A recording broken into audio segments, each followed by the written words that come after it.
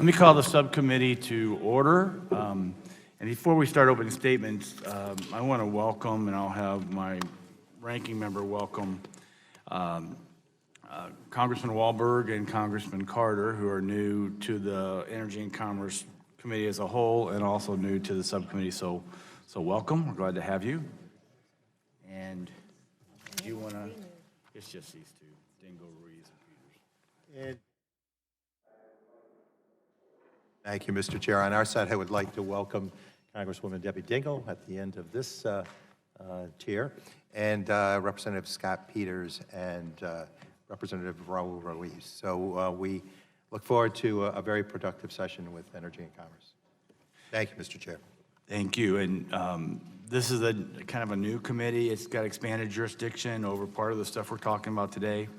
And this is also the committee that helped push through the toxic chemical reform bill, which was, I would argue, is one of the major pieces of legislation that got through in the last Congress. So we work well together. We fight when we need to fight, and it's the way the system works. So it's great to have you here. And I recognize myself for 5 minutes for my opening statement. Welcome to the Environment Subcommittee's first hearing of the 115th Congress. The topic of the hearing today reflects what is going to be one of the themes of our legislative work this Congress, and that is to identify the best ways to modernize the statutes within our jurisdiction in ways that deliver effective environmental protections and remove unnecessary barriers to expand economic opportunity in communities and the nation.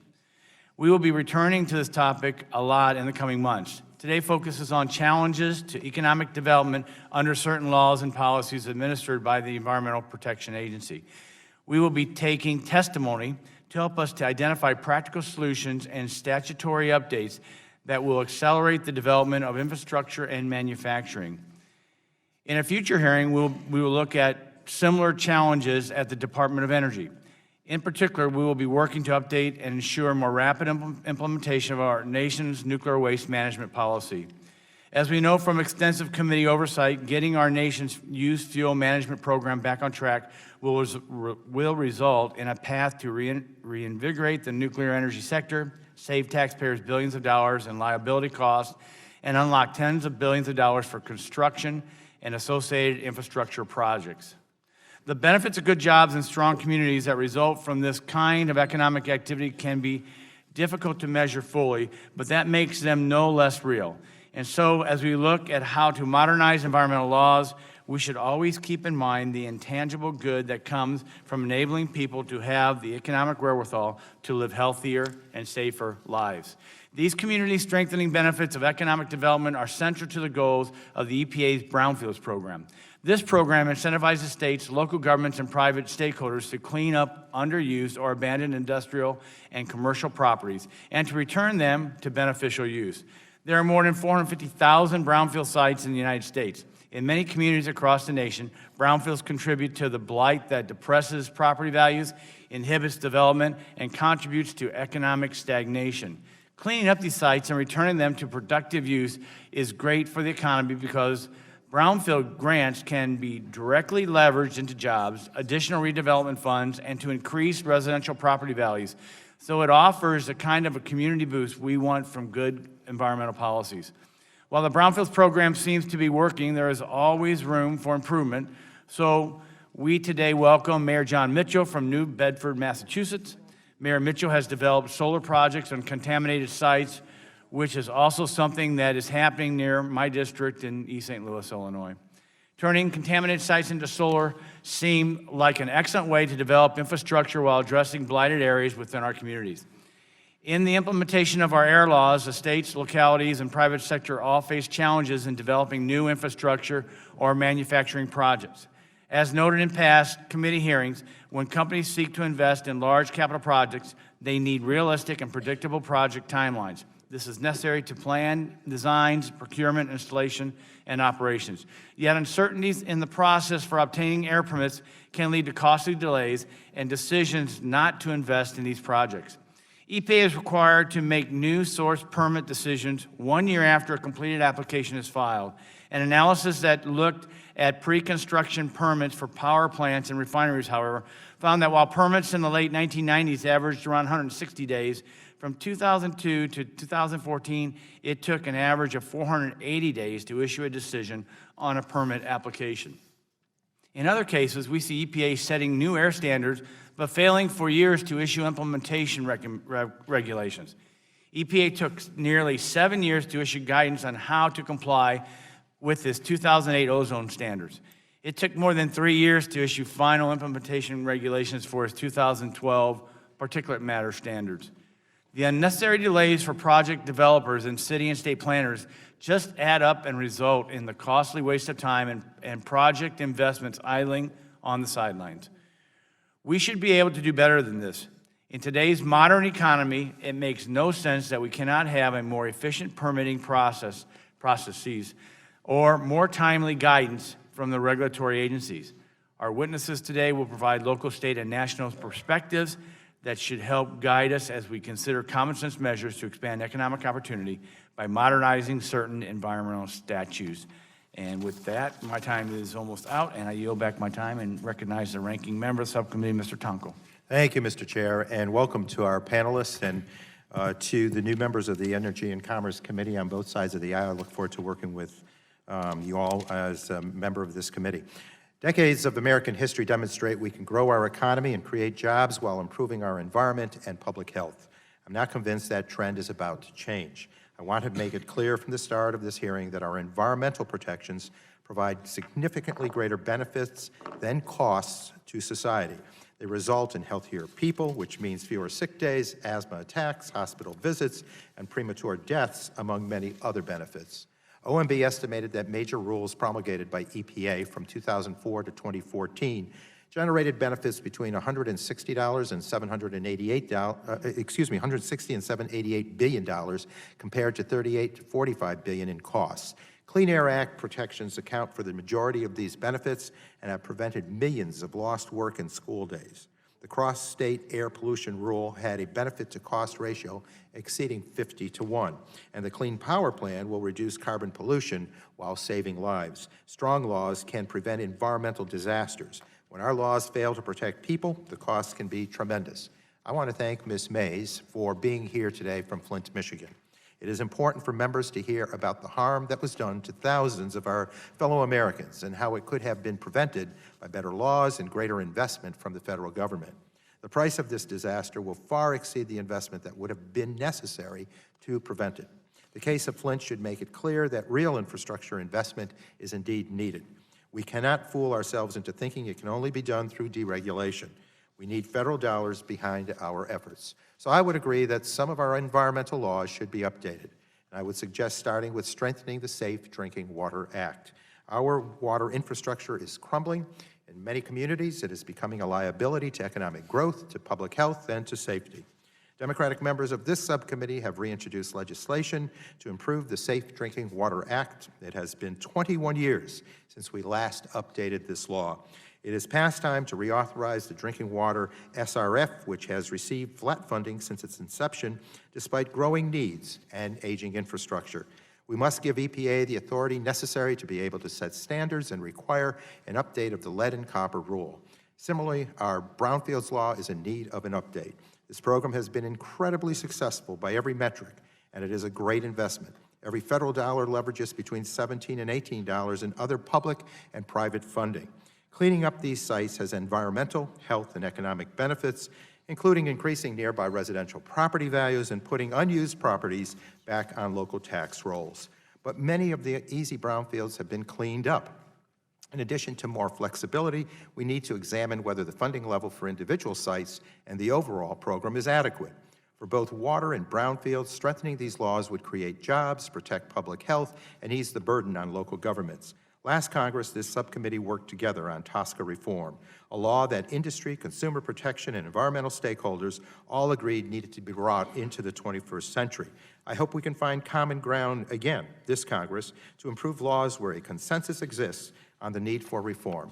Based on the testimony we will hear this morning, I think there are strong cases to start with drinking water and brownfields. And with that, Mr. Chair, I would like to yield my remaining time to Representative Doris Matsui from California. Thank you very much, Ranking Member Tonka, for yielding me time. Strong investment in water infrastructure is vital to our health and safety. As we've seen tragically this week in California at Oroville Dam, aging and neglected infrastructure threatens lives. Just 70 miles south of Oroville, at Folsom Dam, which is just upstream from my district in Sacramento, we are demonstrating the positive impact infrastructure can have. I work tirelessly to ensure the millions of dollars in federal investment over the last decade building a spillway, which is making our residents safer, on our regions more secure. And that also involves environmental standards too. Water infrastructure is vital for public safety and public health. Instead of rushing to weaken our environmental standards, I hope we can come together to make the real commitments to maintaining and improving infrastructure in all our communities. Thank you, and I yield back. Gentlelady yields back her time. Chair now recognizes the gentleman from New Jersey, Mr. Pallone, for 5 minutes. Thank you, Mr. Chairman. Our nation's crumbling infrastructure is a pressing issue that we must address, and in this subcommittee, that means investing in drinking water infrastructure, Superfund cleanups, and brownfield grants. Our current investments in these critical public health programs are simply not enough. This week's evacuation in California related to the Oroville Dam are the latest example, but far from the only example. My Democratic colleagues and I have repeatedly introduced legislation to modernize and fund these infrastructure programs, but Republicans have consistently opposed or blocked these efforts. Today, I join many of the Democrats on this subcommittee in announcing the reintroduction of the Safe Drinking Water Amendments and Ranking Member Tonko's Aqua Act to fund drinking water infrastructure efforts. When Democrats controlled the House, the Aqua Act passed easily on a bipartisan voice vote. But since Republicans took over, they've avoided the issue, and I hope this hearing is a sign that Republicans are ready to join our infrastructure efforts. As the federal government has pulled back infrastructure funding in recent years, the backlog of infrastructure repairs and replacement has grown, and so has the price tag to address it. Delaying pipe replacements until water mains burst costs more than planning ahead. Delaying Superfund cleanups while contaminants spread in the environment costs more than quickly containing and addressing pollution. In the long run, we're not saving money by ignoring the problem, and only public funding can close the gap for the communities in need. Now, I expect my Republican colleagues will suggest today that the key to spurring infrastructure is environmental deregulation instead of public funding, but that approach is dangerous and short-sighted. Environmental protections are essential for public health, for the economic viability of our communities, and for the preservation of our natural resources. The benefits of environmental protections far outweigh the costs, and so repealing those protections would hurt far more than it would help. Cutting environmental protections may benefit some in the short term, but others will pay with their health and welfare. We'll hear today from Melissa Mays, a resident of Flint, Michigan. The ongoing drinking water crisis in Flint will only be solved with significant federal funding. Melissa's experience shows why environmental protections are so important and what can happen when short-term economic decisions overrule environmental considerations. Any efforts by Republicans in Congress and President Trump to remove environmental protections will have lasting consequences, unleashing dangerous pollution that could take decades to clean. We'll also hear today from the mayor of New Bedford, whose harbor is a Superfund site thanks to the unrestricted dumping of PCBs decades ago. That harbor, like the Superfund sites in my district, shows the long-term cost of having to clean up pollution, costs that could have been avoided if stronger environmental protections had been in place. Mayor Mitchell will also tell us about new clean energy jobs in New Bedford in both the solar and wind energy industries. These are good jobs driven in part by environmental protections. And there are numerous small manufacturers nationwide that develop and manufacture air pollution control equipment. The experience and innovative technologies produced in this sector position these manufacturers as leaders in international markets for pollution control and environmental services. Repealing air quality regulations will not only eliminate vital public health protections, it will also kill those jobs. When it comes to infrastructure, Democrats will continue to fight for the federal investments our communities need. These investments strengthen public health while also creating good-paying jobs. And when it comes to environmental protections, Democrats will continue to lead the fight for safe drinking water, clean air, and clean land. We can have a safe environment and a strong economy. In fact, in the long run, a safe environment is absolutely necessary for a strong economy. And I yield back unless I don't think anybody else wants my time, Mr. Mr. Chairman. Gentleman yields back his time. The chair looks to the majority side, see anyone else want to opening statement. The chair recognizes the gentleman from Texas, Mr. Barton, for 5 minutes. Well, I won't take 5 minutes, Mr. Chairman, but you're gracious to give me that time. First, I want to congratulate you on chairing this subcommittee. A long time ago, I chaired a similar subcommittee that had kind of the jurisdiction of Mr. Upton's subcommittee and your subcommittee. We did energy and environment. And it should be that way because they exist together. So I'm very pleased that you chair the subcommittee and have the jurisdiction that this subcommittee has. I want to welcome our witnesses to the first hearing of this subcommittee. This is an important issue. Republicans, to hear the Democratic side, seem to think we're ready to rape and pillage the environment. Nothing could be further from the truth. We do want to review our environmental statutes and put them in context with where we are today in terms of economic development. You can have both. You can have positive economic development and effective environmental protection. And I think this hearing is going to lead us to begin to do that. I would hope, Mr. Chairman, that as we go through the hearing process, we take a serious look at to the extent we want to reform, review, change some of the environmental statutes, that we put in a true effective cost-benefit analysis. I see no reason we can't use real numbers and real science as opposed to some of the studies that the Obama administration did. I was here when we did the Clean Air Act amendments, the early 90s. I was here when we passed the last Safe Water Drinking Act. Then Chairman John Dingell worked across the aisle to craft both of those pieces of legislation, and I'm sure you and Mr. Waldron hope to do the same thing with Mr. Pallone and the Democrats. I hope we also take a real look at CO2. I know that's not the direct purpose of this hearing, Mr. Chairman, but there's no question that the criteria pollutants in the Clean Air Act, you know, mercury and SO2 and NOx and particulate matter, that they are true pollutants. CO2 is a little different animal. It's not directly harmful to human health.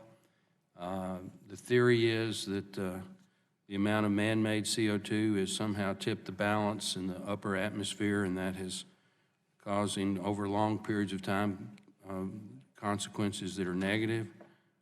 It's not entirely clear whether that's an absolutely true fact or not, as opposed to a theory, and I hope we'll take a look at that, and if necessary, clarify what a pollutant is under the terms of the Clean Air Act. But in any event, Mr. Chairman, you're gracious with your time. I appreciate you yielding to me, and I look forward to this hearing and to our witnesses. I'm going to say one other thing. The minority has somehow decided that Flint, Michigan is a federal issue. There's no question that if we do an infrastructure bill, we can lend a helping hand to many communities around the country that need to upgrade their water systems. But to say that the reason that Flint, Michigan happened is because of lack of federal initiative is not a true statement. That was a state and local issue. The local community and the state did not do their job, and I know we have the gentleman from Michigan, Mr. Wahlberg, now on the committee, and he may have a different view about that, but we certainly want to help the Flint, Michigans of the world, but to say that that is now a federal responsibility 100%, I strongly disagree with. With that, I yield. Gentleman yields back his time. So again, welcome to the panel. This is how we operate. You all have submitted your opening statements for the record. I'll recognize each one of you for 5 minutes to kind of summarize, and then we'll go into questions, and it should go real well. So First off, we'd like to welcome the Honorable Jonathan Mitchell, Mayor of New Bedford, Massachusetts. Sir, welcome. You have 5 minutes, and you're recognized. All right. Thank you, Mr. Chairman. Good morning, members of the committee, subcommittee. My name is John Mitchell, and I am the Mayor of New Bedford, Massachusetts, and I'm pleased to be here to testify on behalf of the United States Conference of Mayors, where I chair the Energy Committee. Today, I want to discuss the importance of reauthorizing and modernizing the Brownfields law and by describing how New Bedford has used the program and turned environmental liabilities into environmental assets. If Congress is interested in giving economic development tools to communities, reauthorizing and modernizing the Brownfields law should be a cornerstone of that effort. Let me give you a little bit of background on New Bedford. New Bedford was the world center of the 19th century whaling industry and later became a national center for cotton textile manufacturing. Today, the city has recaptured its national leadership in the maritime sector as the #1 commercial fishing port in the United States. My city historically has struggled, however, with high unemployment rates and demographic challenges like most older industrial urban centers. That said, the city and the region are in the midst of a noticeable transformation. This past year, we enjoyed the sharpest drop in unemployment of any metropolitan area in America. When I came into office 5 years ago, the unemployment rate hovered around 14%, and today it is 3.7%. With 2 major Superfund sites, hundreds of brownfield sites, and few remaining opportunities for so-called greenfield commercial development, New Bedford has come to recognize that our path to continuing our trajectory of growth and prosperity lies in part in unlocking the potential of contaminated sites through innovative new approaches. I would like to highlight 2 of our projects, a traditional brownfield site and a redeveloped Superfund site. New Bedford's Upper Harbor is host to dozens of historic textile mill buildings. With a healthy real estate market and spectacular views of the river and marshlands, private sector investors there in that part of the city have recognized the potential for conversion of these mills to residences. The city has moved forward with plans to construct a recreational bike path along this particular area that would follow the shoreline between the mill buildings and the water's edge. The fundamentals of economic activity are all in place. That said, an important underlying factor has been, throughout the period of redevelopment, brownfield grant funding. In key instances, grants have helped catalyze and support New Bedford's mill conversion projects, and this is a problem that's similar in so many cities across America. Targeted brownfield funds have been used creatively to fill important gaps and cover assessment and remediation costs that were problematic for the city and its private sector partners. For example, the city was recently awarded 2 $200,000 brownfield cleanup grants that paid for the remediation of 2 derelict large fuel tanks along the river, and that opened the doors up for redevelopment. All told, multiple waterfront buildings have now been converted, and tens of millions of dollars have been invested, and hundreds of construction jobs were created, all as a result of this unlocking of the door through brownfield grants. It also may, in turning to the other project, it may surprise you that, according to the Wall Street Journal, the city of New Bedford has the distinction of having the most installed solar capacity per capita of any municipality in the continental United States. We're actually beaten by Honolulu for obvious reasons. I would like to highlight our flagship solar project, which is the Sullivan Ledge Solar Project, because it is a great example of the creative reuse of a contaminated site that has helped support local jobs and deliver bottom-line benefits. Sullivan's Ledge was one of the country's most high-profile Superfund sites. Today, atop a cleaned and capped landfill sits a 1.8 megawatt solar farm with over 5,000 solar panels that generate electricity to support over 200 homes. Our effort was far from easy, but it required a great deal of creativity by pulling in PRPs and getting very creative about some of the technical hurdles that we had to confront. But it is now indeed an environmental asset. So what does all this mean to us as we look at brownfields and Congress's role in supporting brownfield redevelopment? It's this, and members touched upon this directly. Full funding of the brownfields program. At the current levels, EPA funds only 30% of the applications, and this is a very good investment in cities, especially ones like mine. Creating a multi-purpose grant that enhances flexibility so cities can move money around the sites that need it the most. Increased cleanup of grant amounts is, in particular, cleanup grant as opposed to assessment is especially important. And then there are a handful of other things like allowing reasonable administrative costs in the grant program, clarifying grant eligibility for publicly owned sites, removing barriers to local and state governments to address mothballed sites, and encouraging brownfield cleanups by so-called Good Samaritans. In closing, brownfield redevelopment is a win-win for everyone involved, and it creates jobs, cleans up the environment, and it's pro-business and pro-community. And I thank you again for the opportunity, Mr. Chairman, to speak to all these matters.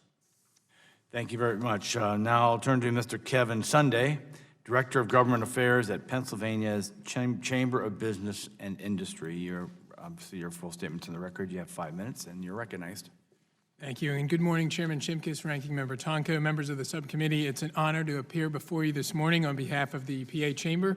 My name is Kevin Sunday, Director of Government Affairs. The PA Chamber is the largest broad-based business advocacy association in the state, a state that is second in the nation in total energy production and in the top 10 for manufacturing output. Among states, we have the fourth highest coal production, the second largest natural gas production, the second largest nuclear fleet. We are, in short, a big energy state. Pairing these assets with the generational opportunities before us with pipeline and electric transmission infrastructure mean we have the opportunity of a lifetime to grow our economy in a way that we haven't seen in decades. And that means we can take advantage of every facet of the value chain, from energy production and power generation to infrastructure to manufacturing and refining. Each segment of that value chain relies and builds upon one another, and when we encourage the growth of one, we encourage opportunity in the others. And we're starting to see some of that happen in our state. For example, we've had a shuttered steel mill is reopening because of demand for new pipe. Domestic energy production gave 3 refineries in southeast Pennsylvania and their thousands of employees, many of them union, a new life. A global integrated gas company picked Southwest Pennsylvania for a multi-billion-dollar petrochemical facility. It's been the first time in decades that anyone's talking about building that kind of operation outside of the Gulf Coast. Those are just a couple examples. I have many more in my testimony. And I would like to say that those kinds of opportunities are so common that our unemployment rate is among the lowest in the country. But it is not. In fact, it trails it by almost a full point, and that's because we are leaving opportunity on the table. We do need a skilled and ready workforce, and we do need a competitive tax, trade, and labor policy to compete as a state and as a country, but we also need a modernized approach to our nation's environmental laws and the implementation of them so that we can promote economic opportunity without sacrificing environmental progress. The current air quality compliance obligations are draconian. We have an energy-intensive manufacturing facility in southeast Pennsylvania, and they spend more on annual air quality compliance than they spent buying the entire operation a few years ago for $180 million. We have another company that spent $100 million on control equipment for emissions that the facility will never produce. New regulatory obligations are being handed down faster than it takes to get a permit, and the obligations have become inordinately complex. State regulators are tied up due to a lack of guidance and training from federal agencies, and we would encourage Congress to take a hard look at how national ambient air quality standards are revised and implemented. EPA's use of unrealistic modeling in establishing NAAQS designations and in permitting evaluations is discouraging growth. We've heard firsthand companies declining to invest in Pennsylvania because of ozone transport requirements. And research is clear, such as that of Michael Greenstone, who was President Obama's chief economist on the Council of Economic Advisors, that the consequences of being designated non-attainment are severe with billions of lost economic activity. With regards to permitting, the current structure requires companies to account for emissions they will never actually emit. We've seen a number of our companies stuck in an endless loop of litigation and appeals. And we also should rethink the current offset approach that requires one facility to shut down or retire so that another one can operate. And finally, when it comes to moving and using energy, we've lost opportunity because of delays in permitting new infrastructure, which require years of review from nearly a dozen state and federal agencies. What's already been permitted is at risk to litigation, which is going to delay things even further. We would encourage Congress to take the opportunity to step in and provide clear guidance on what the National Energy Policy Act should and shouldn't cover. And I would encourage this committee that if nothing else, as I've said in my remarks or testimony, spur you to act. I would remind you that today is the 5th anniversary of the Mercury and Air Toxics Rule being published in the Federal Register. That rule, I would remind you, was estimated by EPA to cost $10 billion to secure $4 million. Again, $10 billion in cost for $4 million in benefit from mercury reduction. And I should also note that EPA was off by a factor of 4 regarding how much coal generation would shut down in the wake of the rule. I have some recommendations in my testimony I would encourage you and the administration to take a look at. Our challenges are many, but our opportunities are greater, and I would encourage that we embark on a process that incentivizes innovation, growth, and emissions reduction, not one that encourages litigation and needless bureaucracy. Thank you. Thank you. Now I'll turn to Ms. Melissa Mays, founder of Water You Fighting For. Obviously from the Flint, Michigan area, you're recognized for 5 minutes. Thanks for coming. Thank you. Today is day 1,028 since we have had clean and safe water in the city of Flint, Michigan. We are coming up on the 3rd anniversary of the irresponsible switch of our water source and the subsequent failure of our government to properly treat and protect our aging infrastructure and, more importantly, our lives. The next 1,028 days have been nothing short of a living hell for the 100,000 residents of Flint. The lack of stronger enforced environmental regulations allowed our state Department of Environmental Quality to get away with loopholes in the lead and copper rule for testing and reporting. In the effort to save just a few dollars per day, they exploited the weak existing rule, the defunded EPA, and poisoned 100,000 innocent people. People who depended on their government to provide the simplest of services, clean, safe water. Children like mine were never warned to not go get a glass of water out of their taps because there might be hidden neurotoxins in the water that are invisible to the naked eye. Senior citizens never stopped to think twice about the dangerous, unwanted chemicals they were drinking while taking their prescribed medication. I never imagined that the water I was filling my workout bottle with before heading to the gym could possibly kill me. Because of the travesties like the hugely outdated lead and copper rule and the absence of bathing and showering standards, nearly 200 people have died from pneumonia caused by bacteria in our water. For the past 4 weeks, I have been suffering from a respiratory infection plus ear infections because of the bacteria Pseudomonas aeruginosa, which is present in my shower at a plate count of 2.9 million. Before 2014, before we were poisoned, I had 3 happy, healthy, active sons. My oldest, Caleb, tested into a dual enrollment school where he could take high school and college courses at the same time and be able to graduate with a diploma and an associate's degree. My middle child, Christian, is sharp. His teachers have wanted to accelerate him a grade since elementary school. My youngest, Cole, is the sweetest boy you could ever meet with his little dimples, adorable baby voice, and his everlasting innocence, which is now lost because he knows he was poisoned by politicians who wanted to save money. Fast forward to today, after our poisoning. Caleb almost failed his junior year because he could not remember his homework he had done the night before and would fail his tests. He called it brain fog, and so he had to relearn how to learn. Imagine going through 12 years of school and having to teach your brain a different way to remember because of being exposed to lead, copper, aluminum, total trihalomethanes, chloroform, 1,4-dichlorobenzene, bromodichloromethane, acetone, bacteria, and numerous other contaminants through drinking water and showering in your own home. Christian and Cole have severe bone and joint pain as lead settles in your bones as well as your growth plates. For kids ages 9 to 14, their growth plates are open and spongy to accommodate their muscles and joints to be able to stretch as their bones hit those typical 4-inch growth spurts. Both he and Cole get to start their second round of painful physical therapy since their growth plates are hardening prematurely. Christian and Cole talk about the brain fog as well, and it terrifies me because even I know that your brain continues to develop until you are 25. My sons are also seeing a rheumatologist, which comes with a lot of blood work. Unfortunately, Christian passes out when it comes to needles. This will carry on through the rest of my sons' lives because someone wanted to save money. My husband is 41 and has dizzy spells to where he nearly faints and is in constant pain. I'm 38. I have a rheumatologist for my brand new autoimmune disorder that looks like lupus. I have a neurologist for my new seizures, as lead and copper are stored in your brain. I have a gastroenterologist because drinking caustic water tears up the pipes in the ground as well as your intestines. So I have IBS and diverticulosis. I have consulted with a toxicologist and environmental physician who helped us develop a detox plan, but says it's moot since we are still being exposed in the shower to the dangerous toxins as our pipes crumble in the ground. And now I have an infectious diseases doctor to help with the bacterial infections I'm now fighting. We use only bottled water to cook with, drink, brush our teeth, and give our pets because the water's too unsafe. We spend so much time either sick, going to the doctor, taking tons of medication, or buying shower filters. Try to picture that in your head before suggesting that protecting your family's health and mine is too expensive. Tell that to the restaurants in Flint that closed down because residents don't want to drink lead in their coffee or eat bacteria in their chicken noodle soup. Tell that to the dentist who lost patients because no one wanted to clean with a neurotoxin-laced water. Tell that to the families of the people that have died from Legionnaire's disease, which is entirely preventable with tougher environmental laws and investment in infrastructure. Tell them their loved ones' lives are not worth businesses taking the proper precautions to not poison their customers. Since the infrastructure in Flint is still failing, mains break, and pipes leak into the ground, our sidewalks are crumbling, our streets are caving in, causing huge sinkholes that makes it dangerous for ambulances to rush down the street my street to the hospital and emergency, and our homes have flooded basements as the water table fills up.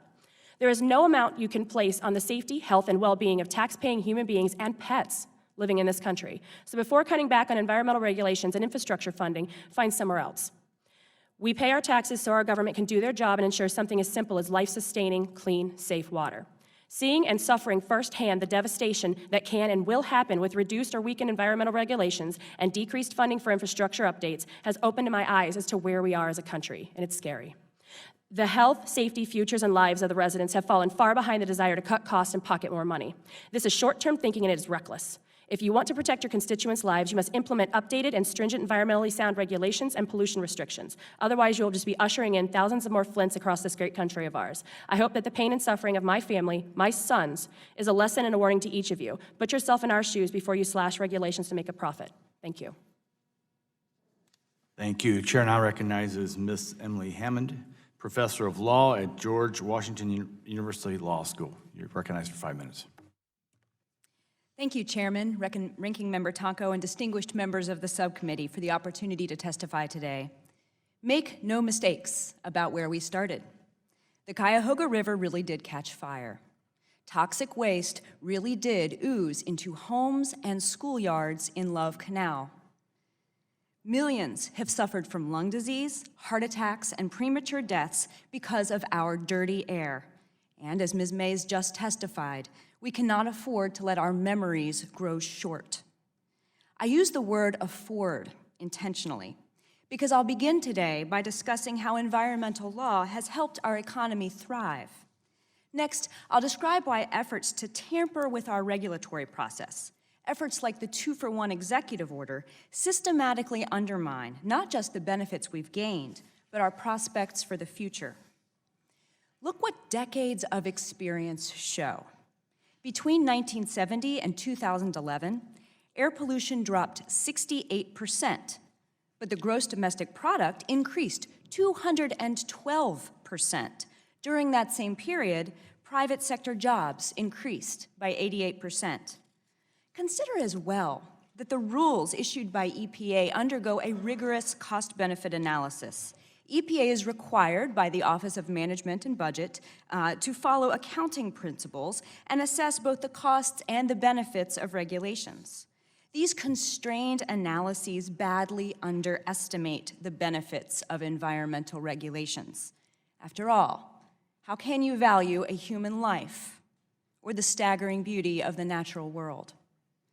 Because of this undervaluation, however, OMB-driven cost-benefit analyses are very conservative. I'll use the Clean Air Act as an example. Air pollutants have numerous adverse health and environmental effects.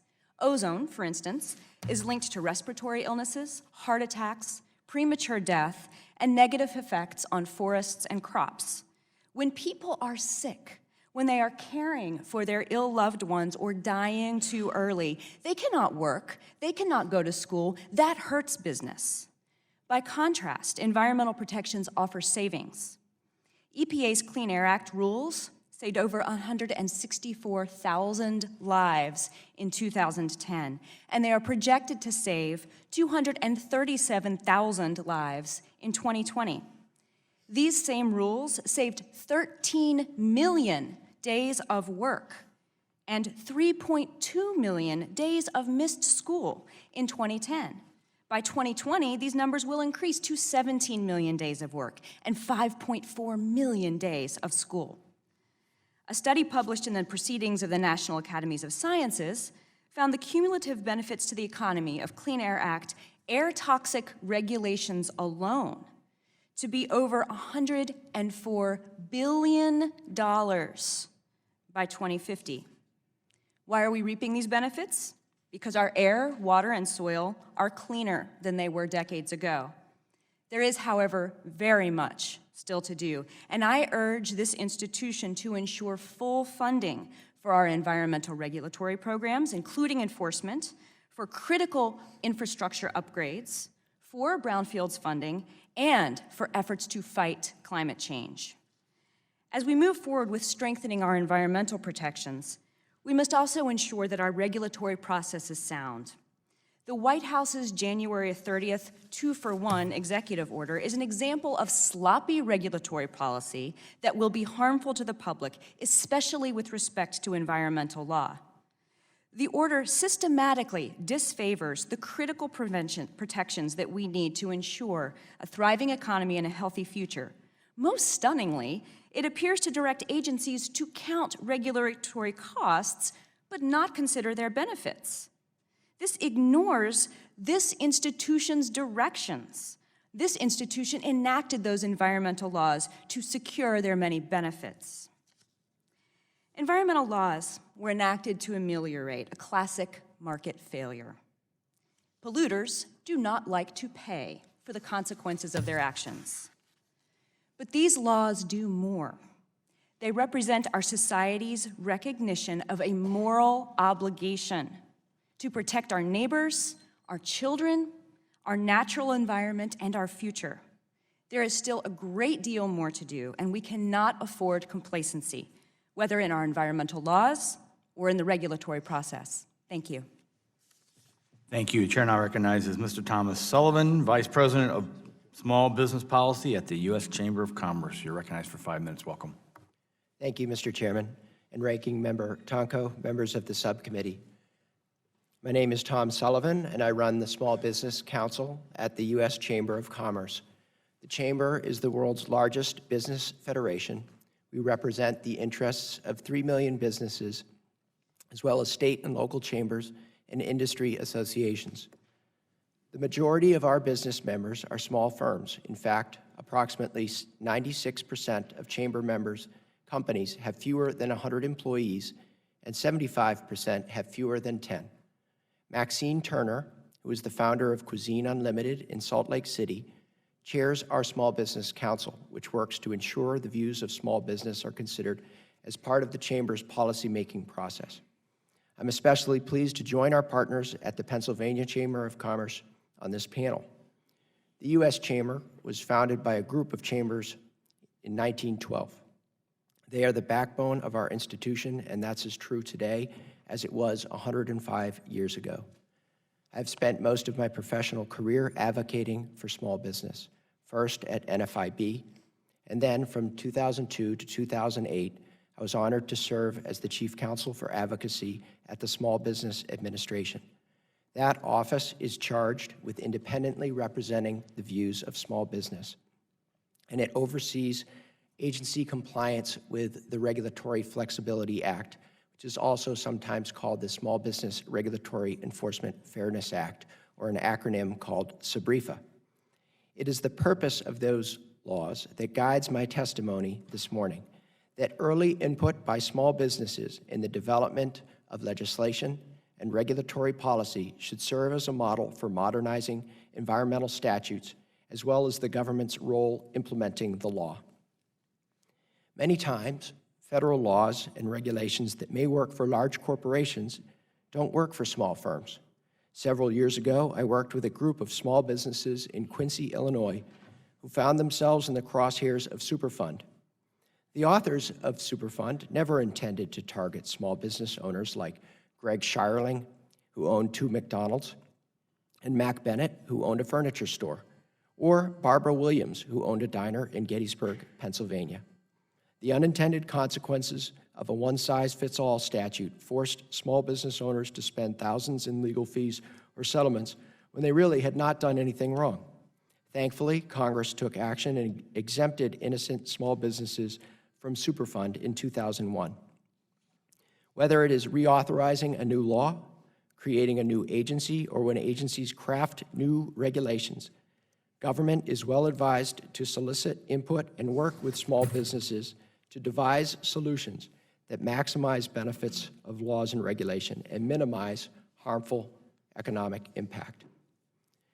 Recent figures show that there are over 28 million small businesses in the United States, and that small business has been responsible for creating about 2/3 of the net new jobs over the past 15 years. However, the United States has experienced a decline in startups, and that trend threatens a full economic recovery.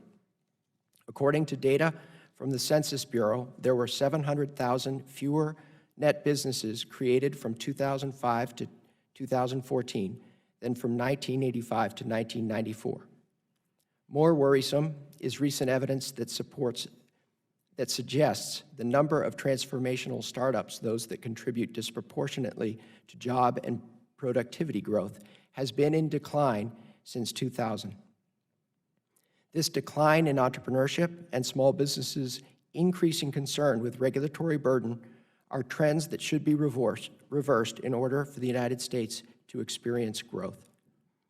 When agencies and small businesses work together and constructively find solutions, better regulation happens.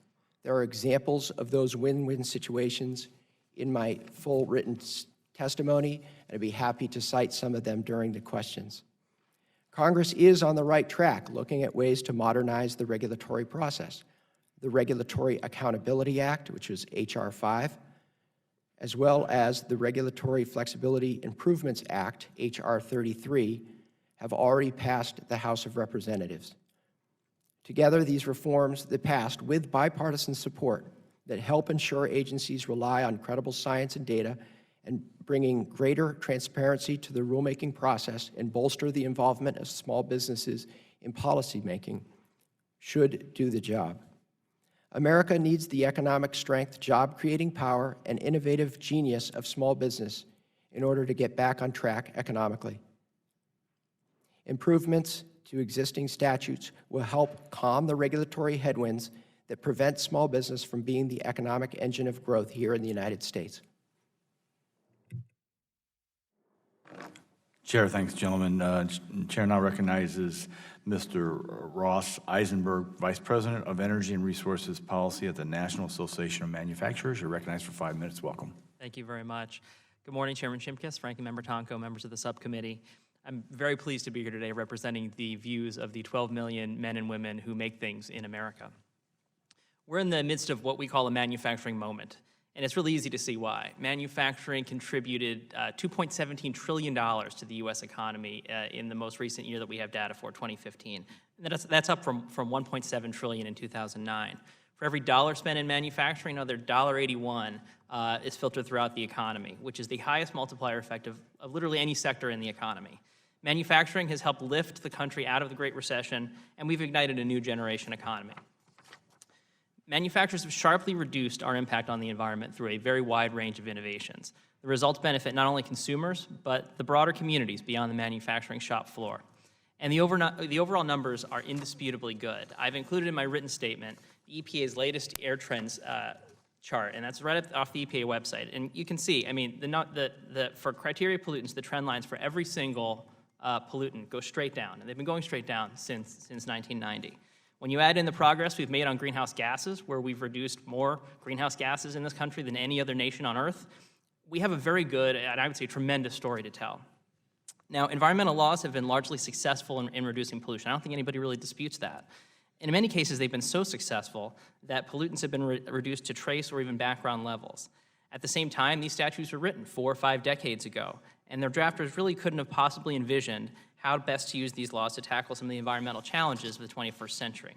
These challenges include the West Coast being in perpetual ozone non-attainment because of emissions coming over from Asia, or states literally running out of controls needed to meet some of the newest air quality standards, or the fact that EPA often uses computer models in lieu of real modeling or monitoring, and they conflict at times, or how to possibly categorize different kinds of lands and water features in this country as simply waters of the United States, or how to handle climate change and greenhouse gas emissions. For example, in the vehicle sector, we have 3 different agencies which lay claim to often very conflicting regulatory authority.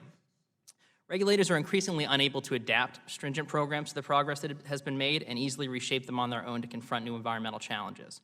And when they try, they risk imposing requirements that are just simply not legally justifiable. History is littered with a long list of creative EPA regulations that have been held up by the courts, and that transcends politics and administration. Several recent regulations threaten to set new records for compliance costs, collectively strapping manufacturers with hundreds of billions of dollars in new regulatory burdens per year. From a manufacturing perspective, we've lost the critical balance in our federal environmental policies between furthering progress and limiting unnecessary economic impacts. And in our view, it doesn't have to be that way. The NEM recommends that Congress modernize outdated environmental laws and make them perform better, or require federal agencies to regulate the environmental challenges better, or even better, both. We understand these are not remotely simple tasks, but neither was modernizing TSCA, and this committee did that last year, and it was an overwhelming success. We hope the committee can leverage the success it had on TSCA and turn to other statutes and modernize them as well. My written statement contains a long list of proposals to improve the way we regulate things like criteria pollutants and greenhouse gases and surface water and drinking water and permitting. And we believe that doing that will help those emissions trend lines keep going down while preserving manufacturers' overall competitiveness. In my testimony, I also provide a long list of proposals to clear the way from new infrastructure, particularly in the energy space. As this committee knows, this is a very exciting time for energy in the U.S. Our abundance of all sources is driving a manufacturing renaissance, which is in turn creating a major need for new and improved energy delivery infrastructure. A recent report by the NAM found that total natural gas demand is poised to increase about 40% over the next 10 years. That's double, or I would say, that is double what happened the 10 years before that. But realistically, we've got a geographic mismatch. Where the gas is being produced now, it does not necessarily match where the pipes are going and where the energy needs to go, and that needs to be resolved. In addition, energy infrastructure increasingly suffers from what we call permitting paralysis.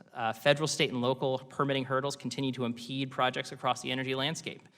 It's a challenge. It's something that continues to be a challenge despite some very, very good efforts by Congress and the executive branch that we really want to see continued attention to. So we're happy for the measures in the FAST Act that was passed last year. We're excited about the President's recent executive memorandum on high-priority infrastructure projects. I applaud this committee for your leadership on the recent passage of the Bipartisan Water Infrastructure Improvements for the Nation Act, which is a first step to addressing our current drinking and wastewater infrastructure crisis. We hope this momentum continues. Manufacturers are committed to a strong, healthy, sustainable environment, but there has to be a balance. Environmental laws and regulations should be designed to ensure they're effective in achieving their desired outcomes without creating unnecessary adverse economic or social impacts. Thank you very much. Thank you. Chair, I'd like to ask unanimous consent request that the chairman of the full committee get an opportunity to give an opening statement. Hearing none, chairman from Oregon is recognized for 5 minutes. Thank you very much, Mr. Chairman. Thank you, colleagues. I was detained in another important matter, so I couldn't be here at the beginning, but I appreciate the testimony of all the witnesses. Yesterday, the Energy Subcommittee began to explore the great potential for American economic growth from modernizing our electricity and energy infrastructure, which is really important to do. Today, this subcommittee, the Environment Subcommittee, with its expanded jurisdiction under Chairman Shimkus's experience-enabled leadership, turns to the economic and environmental benefits that will flow from modernizing some key environmental laws. Now, the common goal here is to identify what steps are necessary to responsibly reduce the barriers to a more productive U.S. economy, and then to develop targeted legislative reforms that will provide for this economic expansion and create good-paying jobs. Doing this will ultimately benefit American consumers. To begin delivering clear results, though, we must craft policies that will expand our infrastructure and help accelerate innovation and investment and spur manufacturing growth. It also means taking the necessary steps to ensure our laws do what they were intended to do, as efficiently and cost-effectively as possible, and it means making sure regulations are developed and implemented with transparency and predictability. There are plenty of opportunities to make common-sense changes to environmental laws and the way we implement those laws that will reduce unnecessary barriers, disincentives, and delays to permitting new infrastructure and manufacturing. This is particularly the case with implementation of some of our air laws. And there are additional opportunities for environmental cleanup that can turn old environmental dead zones into healthy, revitalized spaces for our local communities, and all of that can help spur some new economic growth. Some barriers and burdens to development come from outdated assumptions going back decades, as some of you have testified, when many of our laws were developed. We've learned much since then about what works and what doesn't work. Other roadblocks come from regulatory practices that have proven impractical or have become outdated as environmental quality has improved to the point that additional refinements have become more costly to obtain. Now, the digital age has produced analytical tools that were not available when the Clean Air Act was last amended in 1990. Just look at the computing power packed in an iPhone, or the developments in nanotechnology and bioscience, or all the modern technology that companies use to respond successfully to what consumers want in the information age. Clearly, we've seen tremendous advances all around us, And we must embrace as we modernize our laws to increase the speed, effectiveness, and quality of environmental decision-making, all of which can produce cleaner air, cleaner water, and cleaner soils. That is our common goal. Our challenge is this: can we go bold and actually harness these new tools and technology in partnership with the inherent advantages of more localized decision-making?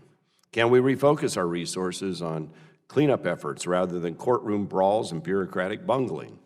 Are there analytical tools and modeling approaches that can make for more practical, risk-informed decision-making that will ease unnecessary burdens and reduce the costly delays in business development?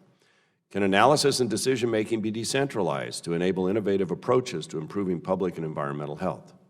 We have enormous opportunities to make meaningful improvements in our environmental laws and regulations. We can join the twin engines of modern science and common sense and produce better public health and a better economy, too. They are not mutually exclusive. They do not have to be that way. Today, we will begin to identify these opportunities. Again, I appreciate the witnesses before us. I would just say on a final note, I remember several years ago in a community that I represent, there was this whole issue about what's a wetland and what's not. And we went out on this area with cheatgrass and basalt and some dirt. It's clearly a pond with some willows and all. That, to me, is a wetland. And then the local community showed me what the agency had said was a wetland, which are these two tracks left behind from a utility truck that had gone out there when the ground was soft. That had now been determined to be a wetland, and they could not work around that. They could not disturb that. And they literally were the ruts from a utility truck that had been out there a year or so before. This is the kind of stuff that doesn't make sense at home to our communities. This is why we lose support for some of these efforts.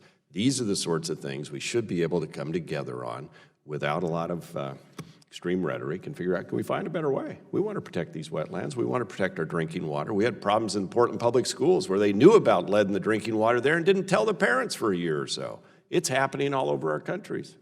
None of us wants to drink that. So let's find a good way through this. And we'll get better, we'll harness this technology, we'll add in common sense, and together in our communities, we'll get to a better place. Thank you. Gentleman yields back his time. So here's the deal. I'm going to recognize myself for 5 minutes, start asking questions, and then we'll just bounce back and forth. And I'll just start by saying, you know, there's some issues that we always deal with. How clean is clean? In fact, Mr. Eisenberg, you talked about trace and background. Those are words we use in this committee all the time, and I appreciate my colleagues and their testimony. There's a desire to be efficient, use new technologies, make sure we're protecting human health, but also making sure that we can create jobs. So I want to start with Mayor Mitchell because you have the experience. You've been taking brownfield sites. You've been able to put solar panels on there. From your experience as a mayor trying to help redevelop areas that are blighted or listed as you can't touch, what are some of the hurdles and what would you recommend us look at so that we can ease some of those hurdles so we can move in the redevelopment of these sites quicker? Yeah, thank you, Mr. Chairman. No, it's a great question. And, you know, I guess the way I would start is to say that much of the low-hanging fruit, certainly in New Bedford and certainly from what I hear from other mayors in the way of brownfield sites have been picked over in recent years. That is to say, the easy sites, that is the less contaminated sites, have been taken care of, and what remains are more complicated sites, dirtier sites that might, in many cases across the country, have economic value. There is untapped value there that in the absence of contamination would lead to the redevelopment of those Like sites. they could be right on the shoreline, they could be right down Main Street, they could be in... It can be anywhere. We have, for example, on our waterfront, one of the busiest ports on the East Coast, a 28-acre site that has been for over a century the location of a power plant. And back in the late 90s, the power plant was decommissioned. The utility continued to use it, and the utility offered it up to the city for $1 to redevelop. Right? It has enormous value, but for the fact that it is soaked with 100 years worth of oil and PCBs and other really bad things. And the city had to turn that opportunity down. And so it has sat, and it continues for some 15 years later to sit there, and we're working on a number of plans to try to kickstart interest in redevelopment. But there's a hugely valuable site that could be put to any kind of purpose: mixed-use development, industrial development, maritime development. But it can't move because the cleanup proposition is, to the market at least, insurmountable. So, and I think that's a story that's been told in a lot of cities across the United States. In the cities that right now are dotted with construction cranes, the private sector, there's less of a need for government to step in and close a funding gap. But in many cities, including, I presume, many in the districts that subcommittee members represent, there is a need for government to step in and close that gap. It's been doing so successfully in so many places across the United States, but that gap still persists for many valuable properties across the land. So when we were talking earlier, New Bedford's about 100,000 people, and probably most communities in this country are less than that. I live in one that's about 25,000. Springfield, Illinois, has got about 100,000. So in these communities of that size and smaller, you have a small business, and I'd like to turn to Mr. Sullivan to give us the small business perspective of some of the hurdles that they have to face in this compliance, because, you know, we used to quote 50% of all new jobs was created by small business. And if there's hurdles that are making that impossible, then we need to know what those could be. Thank you, Mr. Chairman. I think the answer actually is very simple, and that is engage the small business owners towards the constructive solutions. It works, and when agencies, whether they're at a state or federal agency, when agencies ignore that opportunity for constructive input towards solutions, then bad things happen and unintended consequences happen. So the answer to your question, Mr. Chairman, is a renewed commitment to engage those small businesses before the ink is dry on regulatory policies that affect their communities. So my time's expired now. So you're saying get with them and talk to them earlier about what is the desired achievable end, and see how the small business can work to obtain that before the heavy hammer of government comes down. Yes, that's correct, Mr. Chairman. My time's expired. Chair now recognizes the ranking member of the subcommittee, Mr. Tonko, for 5 minutes. Thank you, Mr. Chair. Ms. Mays, again, I thank you for being here today and sharing your family's story. I know it must be difficult, but I, for one, am very grateful that you are giving a voice to your community. I cannot imagine what it must feel like to turn on your faucet and not expect safe water. So if I could ask you a series of questions to which you could either say yes or no. Do you believe the situation in Flint could have been prevented had stronger environmental laws been in place? Absolutely. And in my personal opinion, and how the residents feel, is that had the EPA had a stronger presence, the state Department of Environmental Quality could not have gotten away with, exploiting these loopholes.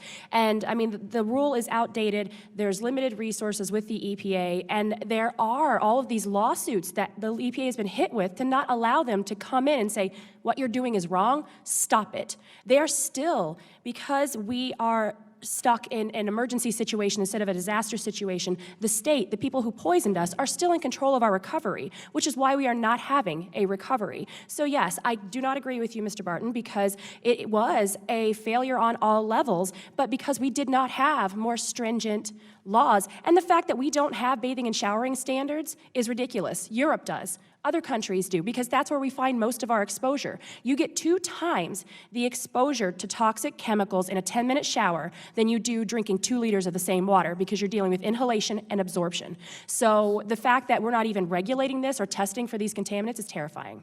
Ms. Mays, do you believe if there had been more investment to improve and replace unsafe infrastructure, these problems may have been avoided?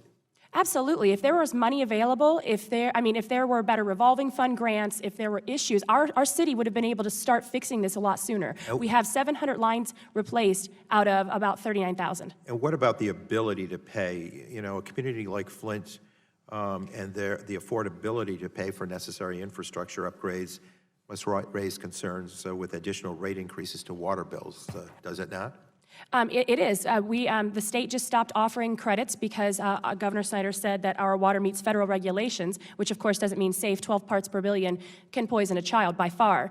But yeah, we really have no money. We don't, because we are a struggling city. And so the money was not available in the water fund to do this. Plus, we are losing 40% of our treated water because of main lines and breaks. So our water costs are through the roof. So therefore, is it necessary for the federal government to provide funds to communities so that, they can address systems that are failing?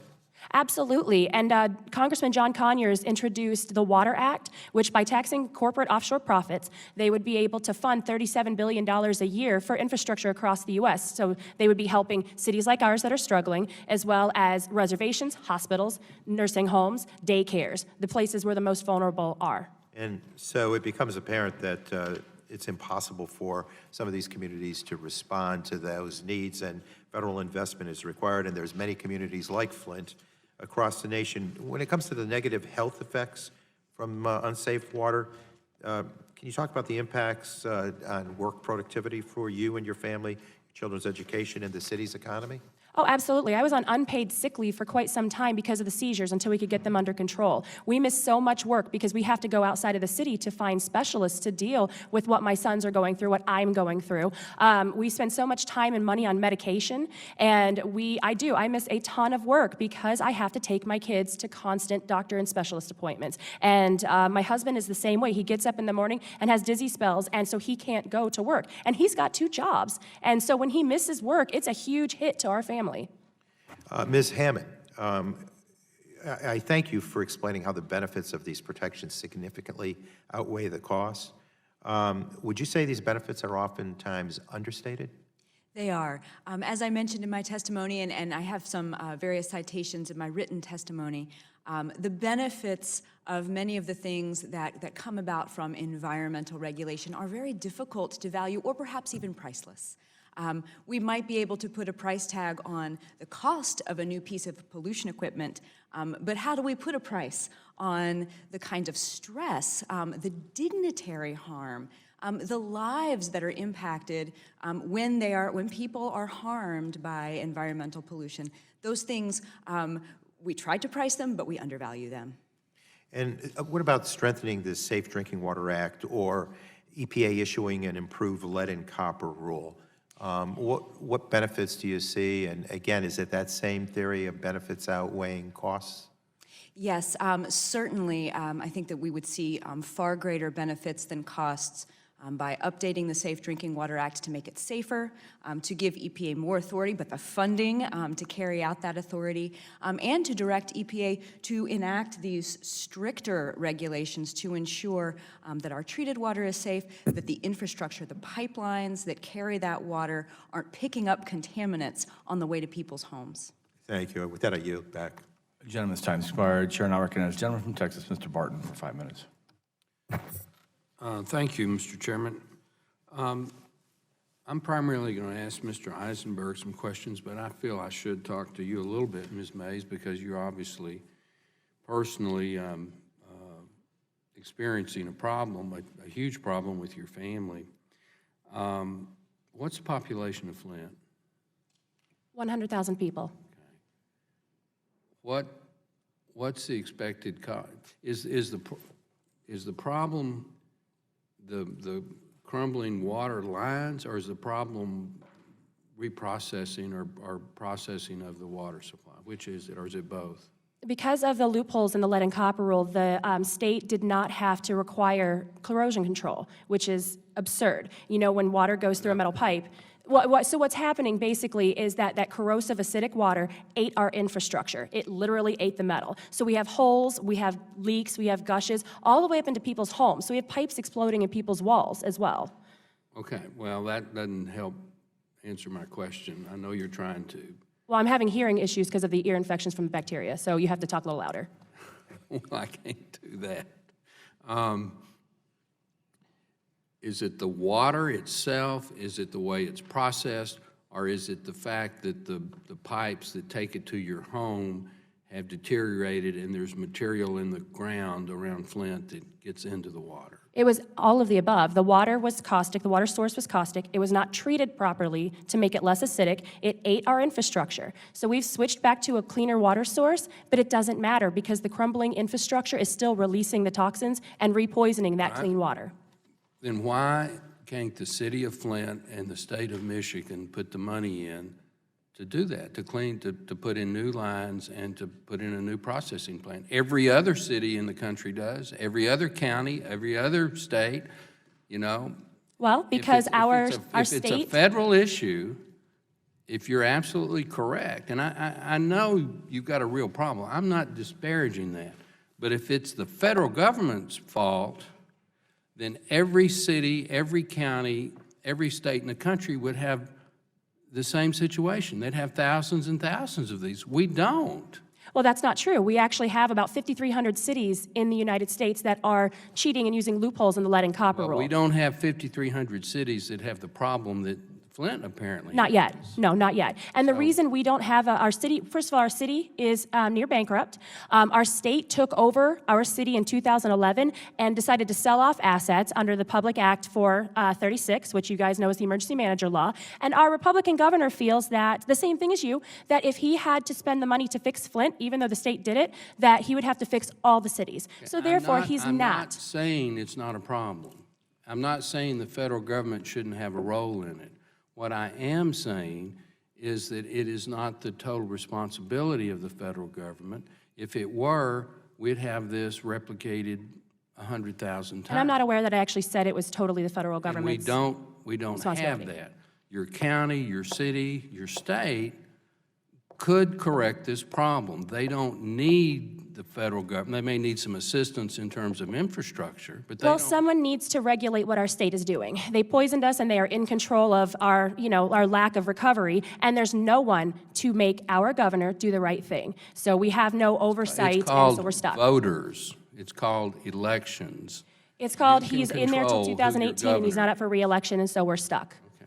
Mr. Eisenberg, do you believe that CO2 should be a criteria pollutant under the definition of the Clean Air Act? A criteria pollutant that you have an axe for, as an association, I don't believe we would be for something like that. That would be a tough thing to implement.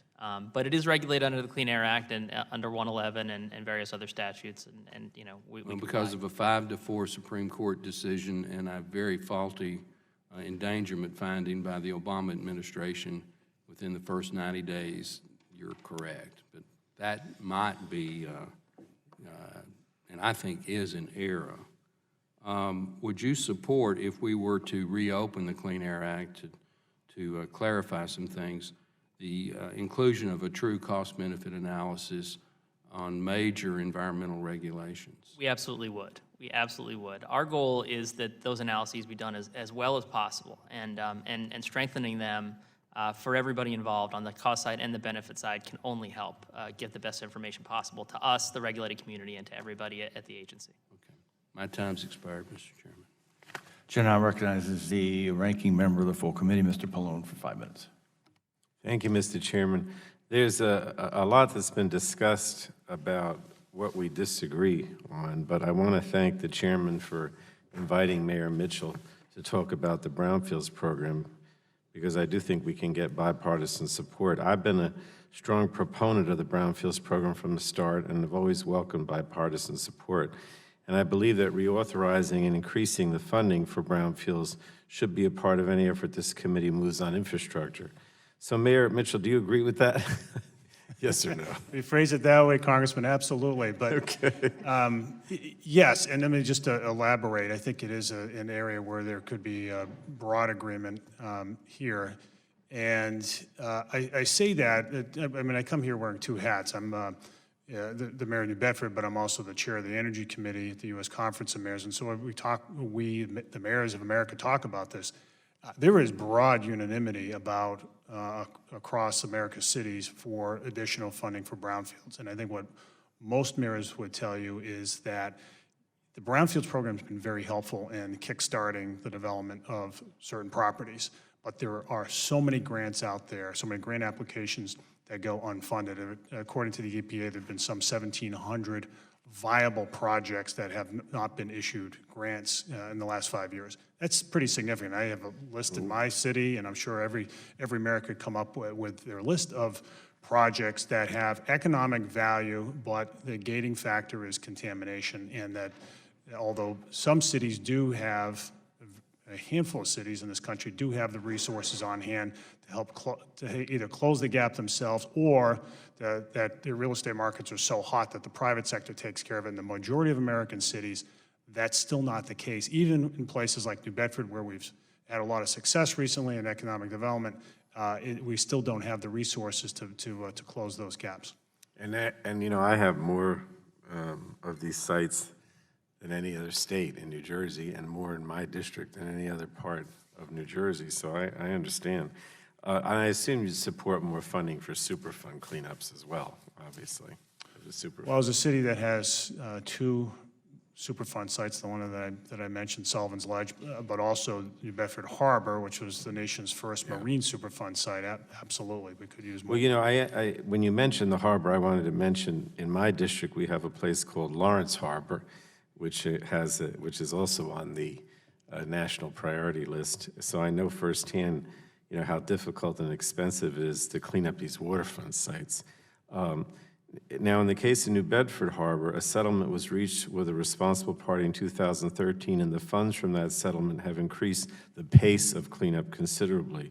That's correct. That is correct. So I only mention that because it illustrates what we've seen at numerous Superfund sites. When more funding is available, these cleanups can be done more quickly and more efficiently, which is so important for the communities around the Superfund sites.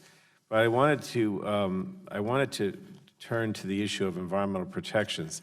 My Lawrence Harbor Superfund site is contaminated with lead and other heavy metals that were used to build the seawall. That's something that wouldn't happen today because of the environmental protections we have in place. And the same is true, my understanding, for New Bedford Harbor. Environmental protections ensure that PCBs are not being dumped into our rivers and harbors. My question is, if these kinds of environmental protections had been in place decades ago, I think a lot of these Superfund sites probably would never have been contaminated. So do you think it's important to preserve environmental protections so that your successor is not cleaning up new Superfund sites 50 years from now? Yes, I mean, I think the contamination that occurred in New Bedford and many other places similarly situated were the poster children for all the whole suite of environmental legislation in the early 70s. I wish it hadn't happened, but we're living with that legacy. And I can tell you, again, just speaking as a mayor who talks to a lot of other mayors, there isn't a mayor in America that thinks that would tell you that we should be loosening up on the kinds of regulations that would have protected us from those outcomes years ago. And just one last question from Ms. May. Would you say to those who suggest, or what would you say to those who suggest that we need to weaken our environmental protections? That they're just going to bring in more flints. I mean, had we had tighter regulations, we wouldn't be where we're at now. If those loopholes didn't exist, we wouldn't be sick and poisoned at this point in time. And we don't want to see any other city go through what we are going through right now. Well, thank you. You know, we're looking at, and hopefully on a bipartisan basis, you know, some major infrastructure initiatives for both water infrastructure, brownfield, Superfund. So, you know, I think that I really appreciate your testimony, and hopefully those initiatives will be bipartisan. Thank you. Thank you, Mr. Chairman. Gentleman's time expired. Chair now recognizes the gentleman from West Virginia, Mr. McKinley, for 5 minutes. Thank you, Mr. Chairman. I'd ask unanimous consent that we could introduce into the record a letter from the the Association of General Contractors of America and their concern for the infrastructure and modernization of our regulatory reform. Hearing no objections to order. Thank you very much. Mayor Mitchell, we have in West Virginia over 200 brownfield sites, and there's 60 in my district. I've got one in a building immediately adjacent to my office in Wheeling, so I'm quite familiar with some of the problems with it. And I would agree from your testimony, the concern that it's a blight in your community to have one. We've had over the last 6 years since I've been in Congress a lot of discussion about that, about how we can motivate that from happening. But what are you suggesting we do so that we can move this along through the process, because we know, like the one you were referring to is 15 or 20 years. I know the site that I'm referring to is 30 or 40 years has been abandoned, and it's right on the riverfront. So what do we do about addressing the bureaucratic inefficiencies and delays and judicial delays? What would you suggest we do on brownfields? Well, so putting funding, additional funding aside, I think there are a couple of things. So one is increasing the flexibility of the use of grants. So there are many communities, I suspect Wheeling is like New Bedford in this way, an older manufacturing city, that have many brownfield sites, and money is, grants are issued to cities that, like mine and yours, with the qualification, with fewer restrictions. In other words, the money wouldn't be site-specific, but would be city-specific, and so that we might be able to use them on different sites depending how the market shifts. Because we don't want a site. Here's what we want to avoid. We want to avoid a situation where we go through the process of applying for a brownfield grant, getting the grant, and then the developer says, we're not interested anyway, right? And so then the city, have to start over again and reapply for another site through EPA's grant cycle to address somewhere else that might be developable. So that's one. The other thing is, I think that the treatment under CERCLA of municipal ownership of sites, I think, would matter. I mean, if cities had the ability to take control of sites and to do planning and do environmental assessment and could, through those efforts, incite the market, we would be in a better place. Now, one might say, well, so wherein lies the accountability? I hope we can have further conversation. I'd like to go beyond those two, and I think, because I want to get in the time frame down to Mr. Sunday. You had referenced in your prepared testimony about 321A, the Clean Air Act, and you said that, because in the language of the statute, there's a language that says continued evaluation. The EPA is to conduct, quote, continued evaluation of potential loss of employment that may result from administration or enforcement of the act, close quote. And you expressed some concern that that's not being upheld. A federal judge in October confirmed that it is not being upheld. And you said in your paper that Congress should do something. What are you suggesting we do? Well, I appreciate the question, sir. The language of that opinion was, I think, a pretty strong uprating of the agency.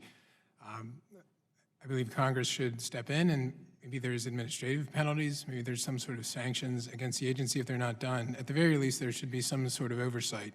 It's important that the continuing evaluation happens, one, because Congress said it should, and I think we should have respect for the rule of law when Congress issues a directive of the agency, that the agency carries that out. And second, we need to consider that there are substantial public health impacts on an individual who loses their job. I referenced that in my testimony, that we don't fully account for the lifetime loss of earnings or the declining quality of life for somebody that loses their job. Yes, thank you. I found it incredible when I read the testimony that the EPA recognized that they were just not going to do it. Just not going to do it, even though it was a statute. So I'm questioning, how about any of the others? Mr. Sullivan, would you agree that this is a problem when the EPA chooses to enforce some portions of law and not others? Congressman, I think it's a huge problem, and in particular, there are instances where EPA is supposed to consult with small business prior to finalizing a proposed rule, and it does not. I'll give you one example. In the risk management plan that this subcommittee has jurisdiction over in the Clean Air Act, the Environmental Protection Agency submitted their rule to the Office of Management and Budget before the panel report that summarizes small business input was even finished. That's an example of the agency going through a check-the-box exercise versus what Congress's intent was, a constructive dialogue for solutions. And I think that this subcommittee is well situated to bring some oversight to make sure that that doesn't continue. Sorry, my time's expired. Gentleman's time expired. Chair now recognizes the gentlewoman from Colorado, Ms. Daggett, for 5 minutes. Thank you, Mr. Chairman. Back in 1994, when I was in the Colorado legislature, I passed a bill called the Voluntary Redevelopment, Cleanup and Redevelopment Act. And this was a brownfields bill that was targeted at cleaning up environmentally contaminated sites in Colorado. And I remember when I did the bill, the Chamber of Commerce and the Sierra Club both supported this bill, because what it did is it said what was happening was people who owned these contaminated sites that were not, the mayor knows this well, these were not Superfund sites, but they were old dry cleaners, they were old mining sites, they were leaking tanks, and because of the threat of enforcement action by the state, people were just sitting on these pieces of property fearful of cleaning them up. And so, really, until 21st Century Cures came up, this was my piece of legislation that I passed in my career that I was the proudest of, because what it did was it took a real problem that I described, and then it put together a regulatory framework that encouraged businesses to clean up these sites and to make them economically viable, but it also protected environmental regulation. And every so often I talk to my colleagues in the Colorado Department of Public Health and Environment, and now, all these years later, it's been used thousands of times in my state of Colorado to clean up environmental contamination. So I've always been a big proponent of federal brownfields legislation, and I also think that we can be doing much more at the federal level to try to figure out a way where we can enforce environmental regulations while at the same time incentivizing cleanups. And that's sort of what I want to talk about today, because it seems to me that in this Congress, and particularly with this new presidential administration, we look at environmental regulation as a blunt instrument. So we either, what we say, and I'm looking at this executive order that President Trump signed, which says that any federal agency issuing a new regulation must rescind at least 2 existing regulations to offset the costs of complying with the new regulation. Talk about a blunt instrument rather than saying, what regulations do we have that maybe don't exactly work and could be repealed or could be modified to work in our economy today, and how do these all work together? We just make the value judgment that all these regulations are the same. So regulations are bad, and so we'll just repeal 2 of them for every one that we have, which is, frankly, if you think about it, absolutely ridiculous from a public policy perspective. I think Ms. Mays could completely agree with that when she sees what happened in Flint, Michigan. So I just want to ask you, Professor Hammond, about this. I want to ask about the academic, well, I don't think there are academic underpinnings of the order, but I want to ask from an academic perspective, new regulations are developed to deal with new problems or new scientific understandings. When an agency develops a regulation, does that mean that existing safeguards are no longer needed? Not at all, and I think you've really characterized this 2-for-1 order quite well. It trades our future for the benefits that we have right now. It really traps agencies. They can't justify taking important existing regulations off the books, regulations that still operate to protect people, and yet that means they can't issue new regulations that are needed to guard against the many new risks that we face today. It really puts them in a bind, and I argue it's a bind that's contrary to law. And you're not saying that if we have a new regulation that we should never repeal old, outdated regulations, right? Not at all. In fact, agencies are already required under many circumstances to do look-backs, to assess that the regulations they have on the books, see how they're working, and see if any of them need to be rescinded. And agencies do rescind rules. that they find to be outdated, or they update those rules. So this is not to say that we shouldn't improve what we have. It's simply to say that an unthinking rescission of very good regulations hampers progress. Thank you. Thank you very much, Mr. Chairman. General Ace time's expired. Chair and I recognize the gentleman from Texas, Mr. Olson, for 5 minutes. I thank the chair, and welcome to our 6 witnesses. I hope this is not news to y'all, but since I've been elected to Congress in 2009, I've been the leader in the House to fix our broken ozone rules system. It takes EPA 7 years to put out new rules for new ozone standards, and then starts the broken process over with new standards 7 months later. There's no chance for local communities and businesses to comply. When the person in charge of ozone emissions in the San Joaquin Valley, in this very room, right around where Ms. Hammond and Ms. Mays are sitting, tells us that nearly every single gasoline-powered car in San Joaquin Valley will be banned because of those new ozone standards, there's a big problem.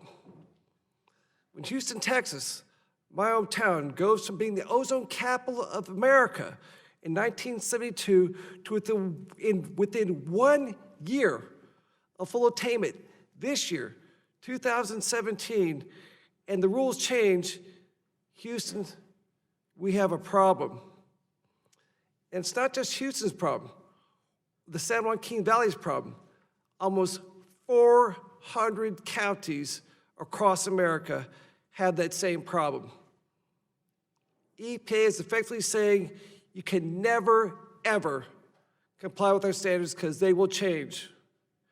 And that's why I reintroduced the bill, bipartisan, bicameral bill, H.R. 806, to address this problem. I'm proud to have the co-sponsorship of Chairman Mr. Latta, Mr. Flores, Democrats, Mr. Quare, Mr. Bishop, and Mr. Costa. And across the hill on the Senate side, we have the West Virginia duo, Mr. Manchin and Mr. Capito. Along those lines, my first question is for you, Mr. Eisenberg. Page 11 of your testimony, you recommend that Congress require the Clean Air Scientific Advisory Committee, CASAC, to comply with the Clean Air Act, Section 109D, and, quote, advise the administrator of any adverse public health, welfare, social, economic, or energy effects which may result from various strategies for attainment and maintenance of air quality standards, end quote.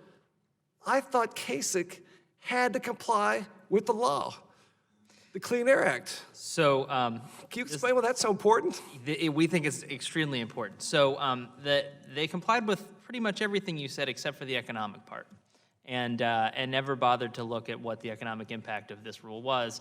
And as you guys know, we measured it, and it was hundreds of billions to trillions of dollars. So that was something we would have liked on the front end going in. Obviously, it helps on the implementation side. It helps in terms of technological feasibility. CASAC said we would do it. We were just never asked to do it. So we didn't. And obviously, that's one of the recommendations we'd like to see put into place and something that becomes mandatory. I think that's our job, to make sure the executive branch follows the law we pass. That's kind of what the Article 1 of the Constitution says. Next question is for you, Mr. Sunday. There's a study with a man named Michael Greenstone from the National Bureau of Economic Research. It was over a time period 1972 to 1987. He did a study about the cost of non-attainment to local counties. He said counties lose $37 billion in capital, $75 billion in economic production, and 590,000 jobs if they're not attainment. That was 30 years ago. In your testimony, you referenced a paper called EPA's New Source Review Program, Time to Reform. That was in page 14, footnote 23. The authors say that changing the ambient air quality standards can result in delays, and in some cases, cancel projects. What's your experience back home about these delays with these changing standards over and over? Are you losing jobs, losing projects? Yes, we've had economic impacts. Most recently, we've had frustrations not just with ozone, but with the 1 hour SO2 standard. As we go to shorter and shorter time frames, it becomes really hard for states to say that if we permit a new source, we're never going to have an exceedance in that 1 hour frame. EPA promulgated the 1-hour SO2 in 2010. 5 years later, they settled with Sierra Club in a sue and settle arrangement. They gave states almost, they basically said monitoring for your designations is off the table. We've got to do modeling. Modeling is extremely conservative, and again, as I mentioned, it requires plants to account for emissions that they're not going to produce. How much has the chamber lost in Pennsylvania by county? You think like $37 billion capital, like nationally in 1979 or 87, I'm sorry, 75 billion economic production, anything like that in Pennsylvania, those type numbers? Because that's incredible. 30 years ago, billions. I don't have a specific number for you, but as I mentioned, we have site selection. If they see non-attainment, for a lot of companies, the location just gets crossed right off the list before you even evaluate workforce, location, infrastructure, et cetera. I'm trying to get back. Tough to control ozone coming from overseas sources. Gentleman's time expired. Chair now recognizes the gentleman from Texas. The other gentleman from Texas, Mr. Green, for 5 minutes. Thank you, Mr. Chairman. I thank you and our ranking member for holding the hearing today on infrastructure and modernizing our nation's environmental laws. Congress needs to use this opportunity to invest in our nation's infrastructure and rebuild America. And this is a bipartisan area that our subcommittee, I hope, can work together on. Mr. Chairman, I'd like to ask unanimous consent to place into the record a letter, if I can find it, to the House Representatives in opposition to HJR 59. It comes from a number of different groups, labor groups, and ask unanimous consent to place it in the record. Seeing no objections, so ordered. Thank you. One, I want to welcome our panel. On any given day, coming from the district I have in Houston, Texas, I can either be mad as can be at EPA or be thankful they're there. And so we have that battle, but I'm glad they're there because I have a very industrial area. We have environmental challenges in East Harris County. I have now 3 refineries and a lot of chemical plants. At one time, I had all 5 in East Harris County. But so we have challenges, but I want those, we need that product that those plants produce. But I also want them to comply with the law, and that's what we try to do. Mayor Mitchell, I'm glad you're here because having an older part of Houston, we've had brownfields we've been able to utilize and turn into really something that's productive for a community. Although right now we're in the middle of a battle in our area on a Superfund site. We had a paper mill back in the 60s and they took the docks and the mash from where cleaning up our paper to and disposed of it, but it was abandoned, and it was done long before we had an EPA, probably in 1964 and 65. And so, but we're trying to, EPA worked with the community. We got a good ruling on the need for the complete cleanup of that. It's called the San Jacinto Waste Pits, and I know my colleagues on the committee have heard me because whenever we had the EPA administrator for the last number of years, I explained to her, my first question will be, what are you going to do about the San Jacinto Pits? They put it on, it was in Ted Poe's district, now it's Congressman Babin's district, but it was in my district originally, so that's why I got to know all the people there.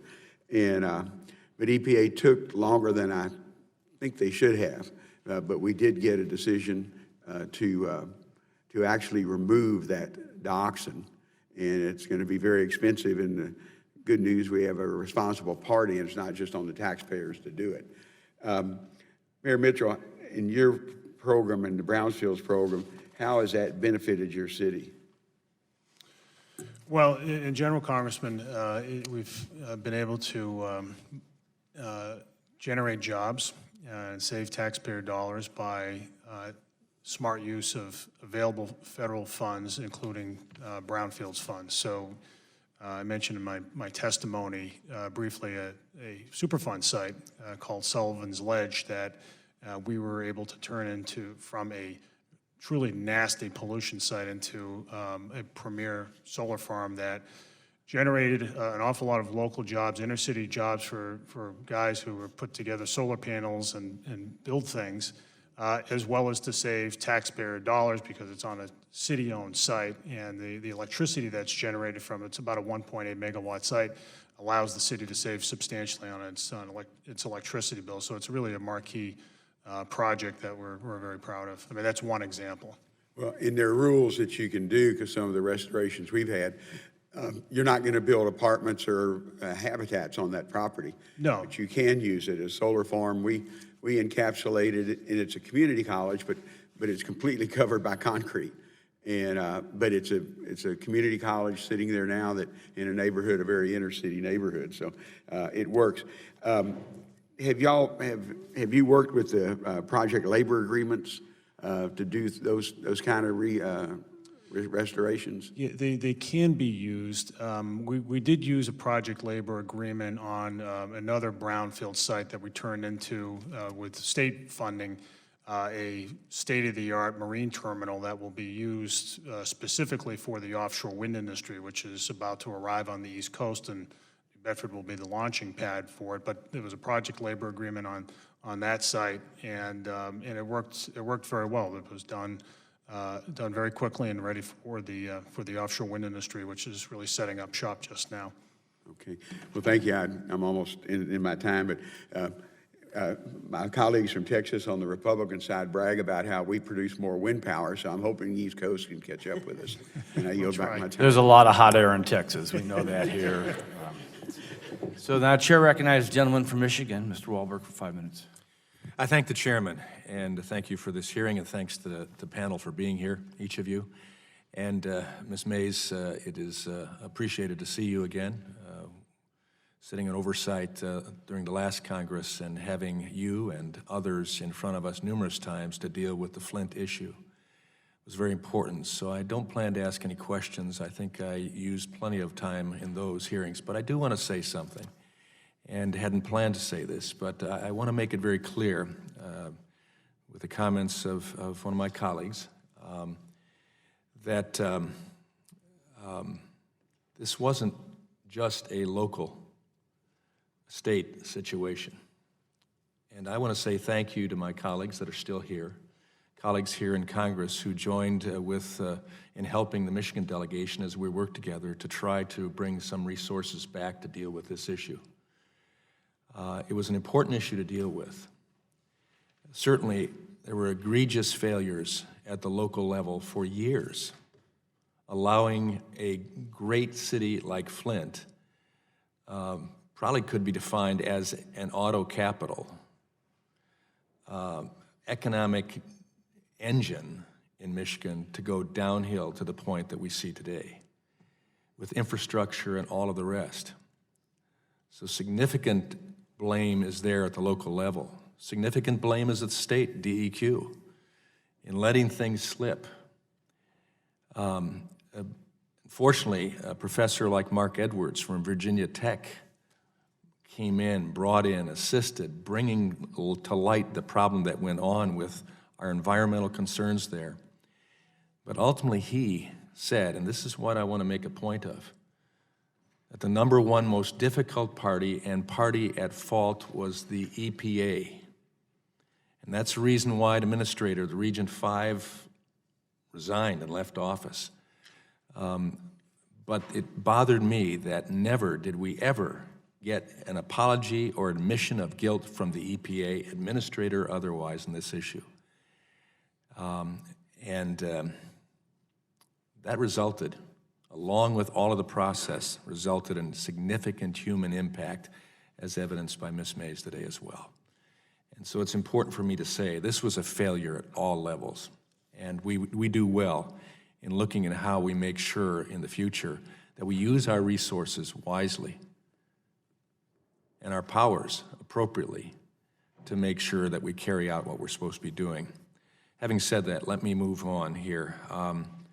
Mr. Eisenberg, thank you for being here. In the past, EPA has assured the public that states will have multiple years to comply with stringent air standards, such as ozone standards. But what impact do those standards, like the recently issued ozone standards, have on permitting? Most specifically, is this a, quote, few years in the future problem or a now problem for domestic manufacturing? It was a 2015 problem for domestic manufacturing. So literally the minute that the new standards and the goalposts are moved and the new ozone standards come into place, for permitting, that is what you have to hit. And so even though you have a couple years, and it really isn't that many years, but a couple years to start working on state implementation plans, for permitting purposes, day one, the day EPA goes final, you got to hit those limits, and they're tough limits to hit. I mean, they in a lot of places, half the states. Even if they haven't put the full parameters in place? Yes, even if they haven't finished their implementation guidance, and so you just have to figure out a way to get there. You're guessing at it. Yeah, computer models and things like that, and it's frustrating. I mean, I personally went to EPA a couple years ago with a member of mine who was struggling with that exact same issue in PM 2.5, particulate matter. They were building a green roof facility in the middle of Missouri where there's literally nothing. I mean, it is just open space. They were going to make green roof components. I mean, generally pretty good for everybody. It's a win across the board. They couldn't figure out how to model attainment for PM 2.5. They just couldn't figure it out. And the state couldn't figure it out, EPA couldn't figure it out, nobody could figure it out.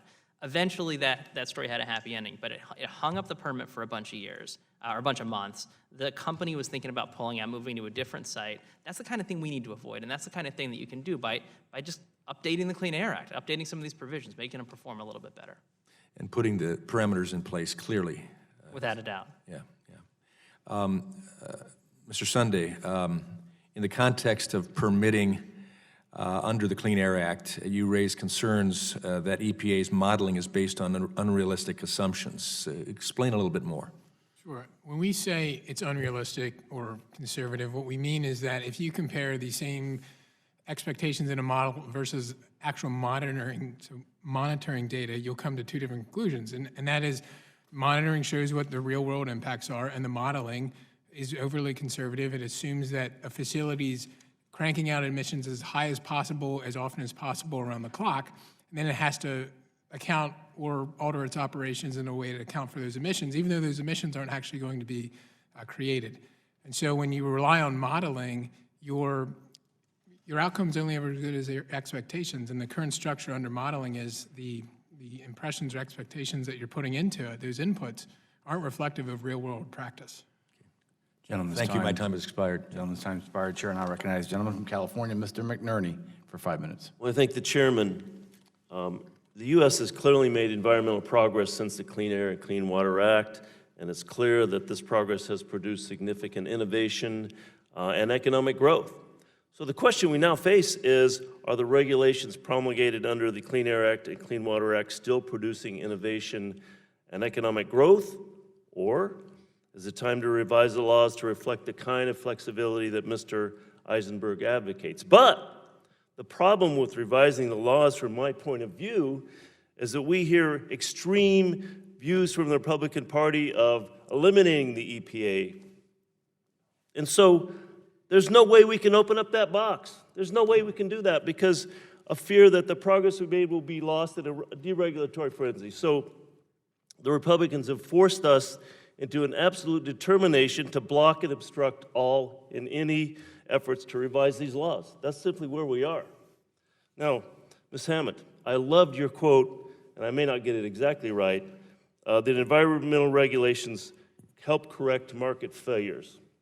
Could you expand on that a little bit, please? Yes, classic economic theory provides that we have these things called externalities.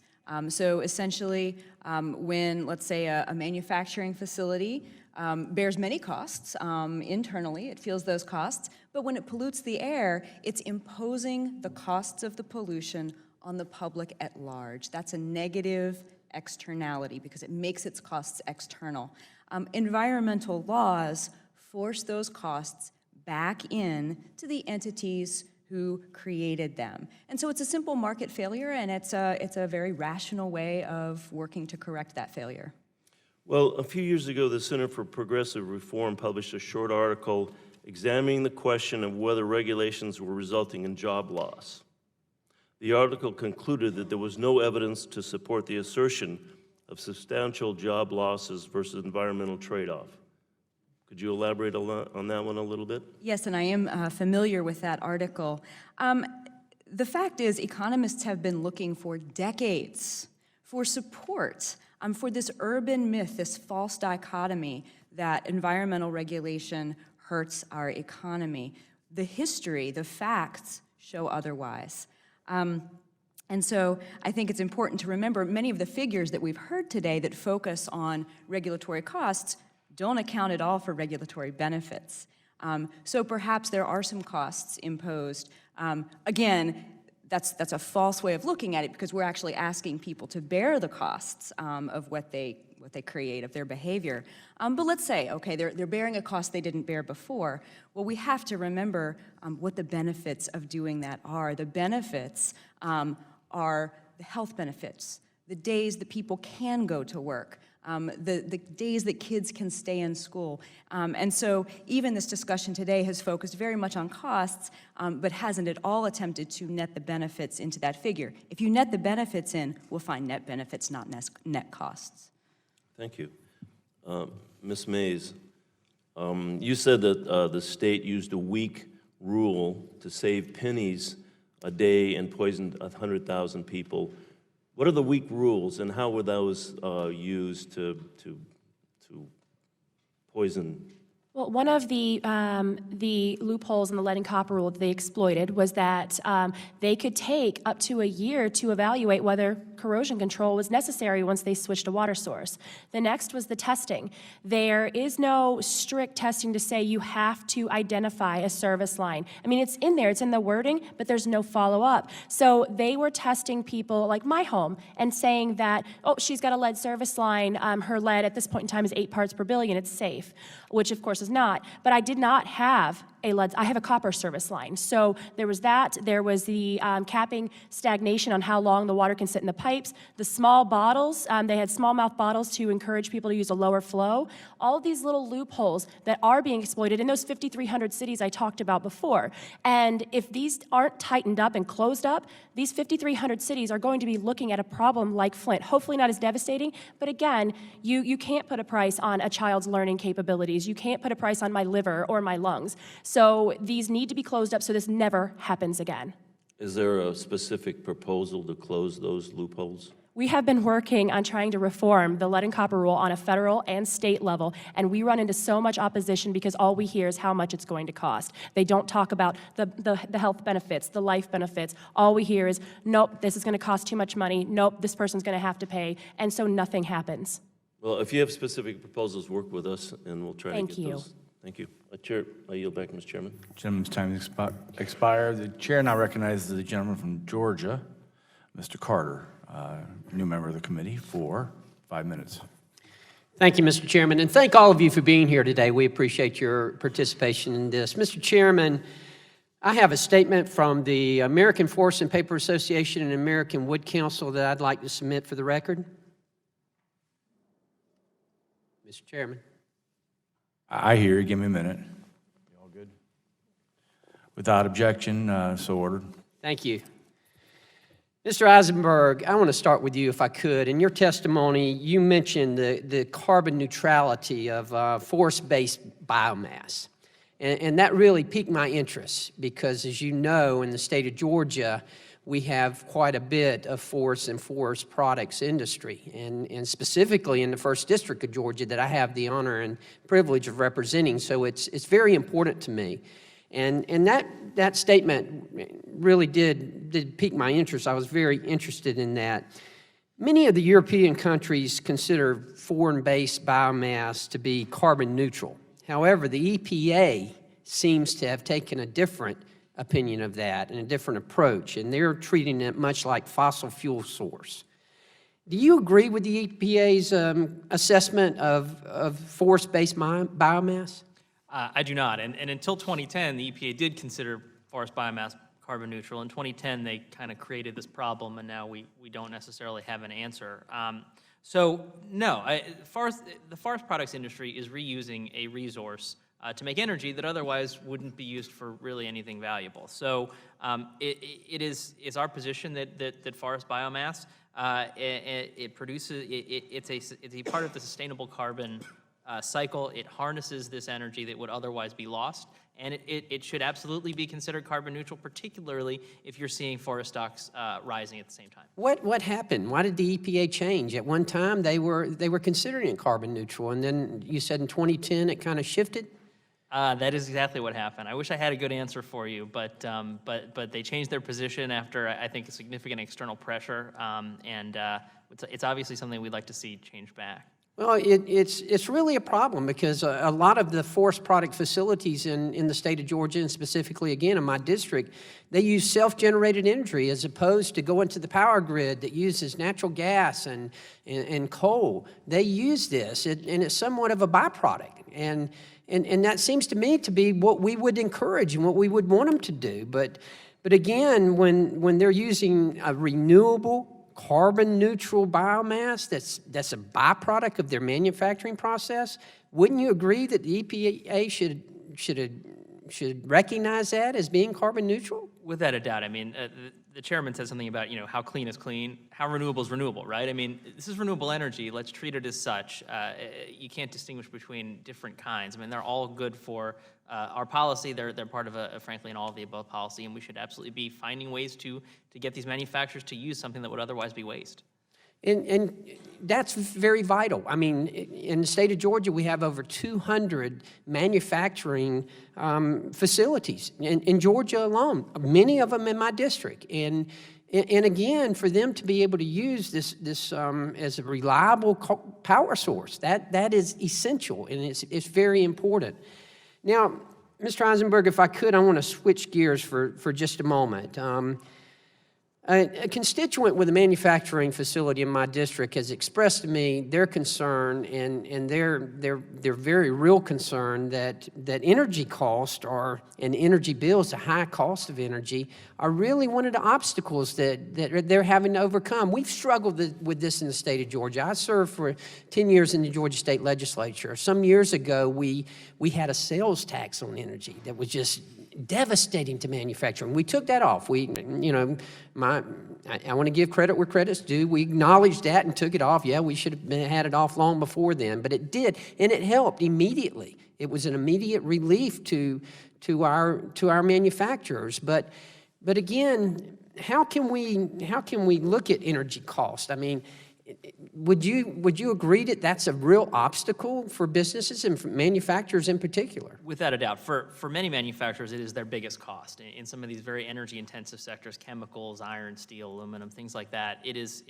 their most significant cost. And so it's a driver for whether or not they're going to expand facilities, build facilities. A big reason you see sort of the manufacturing boom in the Gulf region is, quite frankly, because of the energy down there. And so it is absolutely a cost. It is a driver, one of the many drivers, and for a lot of these companies, the biggest driver. One of the recommendations we make in our proposals here is that when EPA is putting out new regulations on manufacturing, it needs to take into account energy. I mean, there are certain provisions in the Clean Air Act that require that. They get danced around. As EPA, and realistically, it has become in many ways a regulator of energy in some of these areas. Okay, let's take a look at how that's impacting manufacturers' energy use. This is something that should absolutely be looked at. And as we talk more about keeping manufacturing in America, energy costs should be considered. Absolutely. Thank you, Mr. Chairman. Appreciate your indulgence. Chair now recognizes gentlelady from Michigan, Congresswoman Dingell, for 5 minutes. Thank you, Mr. Chairman, and thank you for hosting this hearing. It's a really important topic, and thank you to all the witnesses. I want you to know I read all of your testimonies last night, and I'll not have time to ask all the questions that I want to. I want to build on my colleague from Michigan's comments. I want to thank Melissa Mays for being here today, and really the comments that my colleague made, and I wish that Mr. Barton were still here, and I want to talk to him about it. I met Ms. Mays before any of you had ever heard the word Flint. And when I met her and some other people from Flint and understood what was happening, I very quickly developed a position that I still have today, and I think really gets at what this part of this hearing is about, which is at the time we need to figure out how we keep the people of Flint safe, and what did we need to do immediately? How did we fix the problem long term? And how do we make sure that it never happens again in another community in this country? Like my colleague from Michigan, I do believe the government was responsible at every level. I think the federal, state, and local level all failed the people of Flint, period. Mr. Barton was asking questions about what happened in Flint, and was it the delivery, was it the lines, was it The reality is there was a canary in the coal mine, and General Motors stopped using the water in the plant long before anybody realized what was happening. And nobody shared the fact that GM's engines were being corroded. And they were given the opportunity that no Flint resident or any other Flint business was offered, which was to go to an alternate water system. So, and as we've been talking, and I don't want to ask the same question, though I was going to, does EPA need to strengthen the lead and copper rule to ensure what happened doesn't happen in any other country? Everybody agrees. The question is, how do we have that discussion? How do we balance that cost-benefit ratio? So I think that's really an important question, and I think today reinforces the water in Flint still is not safe. And I want to ask Ms. Mays some questions about that. But how do we make sure that, what is the proper role at the federal level for these other 5,300 communities? Let me ask you this question, Ms. Mays. How are the residents of Flint taking all of this? And do they have any remaining faith the government will help remedy the situation? Every day that ticks by, we lose our hope. We lose a bit of self-worth because, like Mr. Barton was talking about, it's an argument over who's responsible instead of let's get on it and fix it. Let's save these people's lives, and let's put in the laws that are going to make sure it doesn't happen again. And as time goes on, again, today's 1,028 that we've had to go through this. And to see that there's been very little change is terrifying, because now I'm hearing from cities all over the place. I'm actually going to East Chicago to talk to them about their crisis and try to help rebuild their morale as well. We've had an increased number of suicide attempts. We have people that have given up. People are walking away from their homes that they worked so hard to pay for. And they're just giving up, and they just can't deal with this anymore because it's gone on for so long. And with such little being done and people saying, well, we don't want to help, it's not our responsibility, while we're sitting here suffering in our showers, watching people that we love die and suffer and fall apart in front of us, because though it's been 21 years since there's been any kind of update to the laws that should have protected us, it's heartbreaking. Let me ask you one more question quickly. We just had an incident downriver, which is where I am from, where the water smelled. It was colored. It's colored, and there was a number of issues. Having gone through Flint, I was not shy of retiring, and immediately got on the phone with the governor. But one of the things that concerned us is that the Water Authority did not call us back. They were doing testing and not making it transparent, and I could go on and on and on. My question is, do you think we need to strengthen the Safe Drinking Water Act to provide more information to consumers about what's in their water for all contaminants? And how quickly do we tell people we're testing? How do you give that information to the consumers, et cetera? Absolutely. It needs to be immediate. As soon as there's an issue, people need to know. If they would have told us that they failed their first Safe Drinking Water Act test in May of 2014, we could have gotten filters, we could have stopped drinking the water, and we wouldn't be where we're at. So transparency is crucial. We need to know what's in our water because we're paying for it and we're relying on it, but also we need to know what changes are being made and why they're being made, what's being tested for, because we are intelligent people. Just give us the facts and we'll be able to protect our own families. I'm out of time, but I do want to tell Mr. Barton that there were two problems in Flint because nobody told people what was going on. The infrastructure corroded. We've got to keep that from happening in this country. My guess is you'll talk to him. I think you're right. Chair now recognizes the gentleman from Texas, Mr. Flores, for 5 minutes. Thank you, Mr. Chairman. I want to thank the panel for joining us today. Mr. Eisenberg, you recommended in your testimony that Congress consider modifying the National Ambient Air Quality Standards Review Cycle to more closely align with the actual pace of implementation of existing standards. So, question on that, can you explain what this would look like and why it's important? Sure. And Mr. Sunday, I'll have a follow-on for you in a second. So we've spent a lot of time over the years talking with air directors and the folks in the states that are actually doing the work to try to implement these things. And I think if you ask most of them whether or not 5 years is the right amount, I think they would say no. They're generally understaffed and have a lot of different regs that they're dealing with all at the same time. And in terms of the pace of when EPA gets them guidance and their ability to comply with it, we constantly wind up in this sort of this Groundhog Day scenario, Right. where every 5 years we're barely implementing the last one. And so I think if you asked them, would you like more time? I think they would probably say yes. It would probably look a lot like what's in the bill you support, the bill that you and Congressman Olson put forward, which if it is signed into law would basically ensure that all the ozone standards stay. Everybody basically meets, other than a few counties, by 2025, Right. with less economic penalties. You get to the same place. Those numbers keep trending down, like I've been saying all morning, except there's less economic penalties. It's kind of a win for everybody. Yeah, I mean, based on when we looked at this last year, I mean, the actual pace of implementation from the EPA was actually 10 years versus the 5 years that the law provides for. About 80% of the language in Mr. Olson's bill came from my bill last cycle, H.R. 4000, that also resets that to fit sort of the real world. That way we can actually get to a place where we're having success versus our communities always being behind and suffering the economic penalty from that. Also, Mr. Eisenberg, you testified that, quote, the shale gas boom could create 1.4 million new manufacturing jobs in the United States and generate annual cost savings for manufacturing of $34.1 billion due to lower energy and feedstock costs, unquote.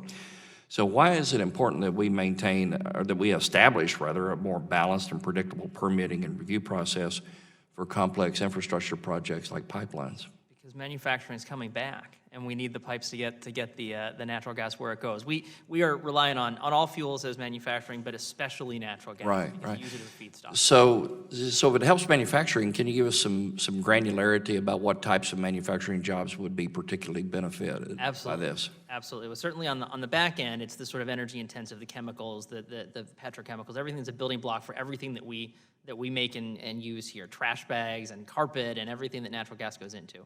On the front end, there's the entire supply chain. There's the compressors and valves and paints and coatings and cement and all of these components that go into a large infrastructure project like that. The value to we have a number that we use, about 32 to 37% of a pipeline is manufacturing inputs. So those are all manufacturing jobs. That's straight across the supply chain. It's across the country. It's just a great story, and that's a big reason why we support this new infrastructure. Okay, thank you.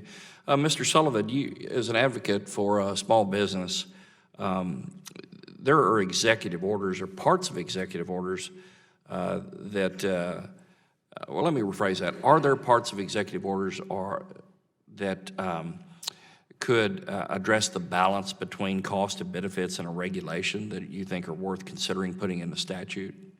Thank you, Congressman. Yes, there are provisions that should be enhanced in executive orders and perhaps looked to by this committee of legislating. Anytime an agency is required to look at cost, they then need to speak with small businesses to come up with solutions. And many times that doesn't happen.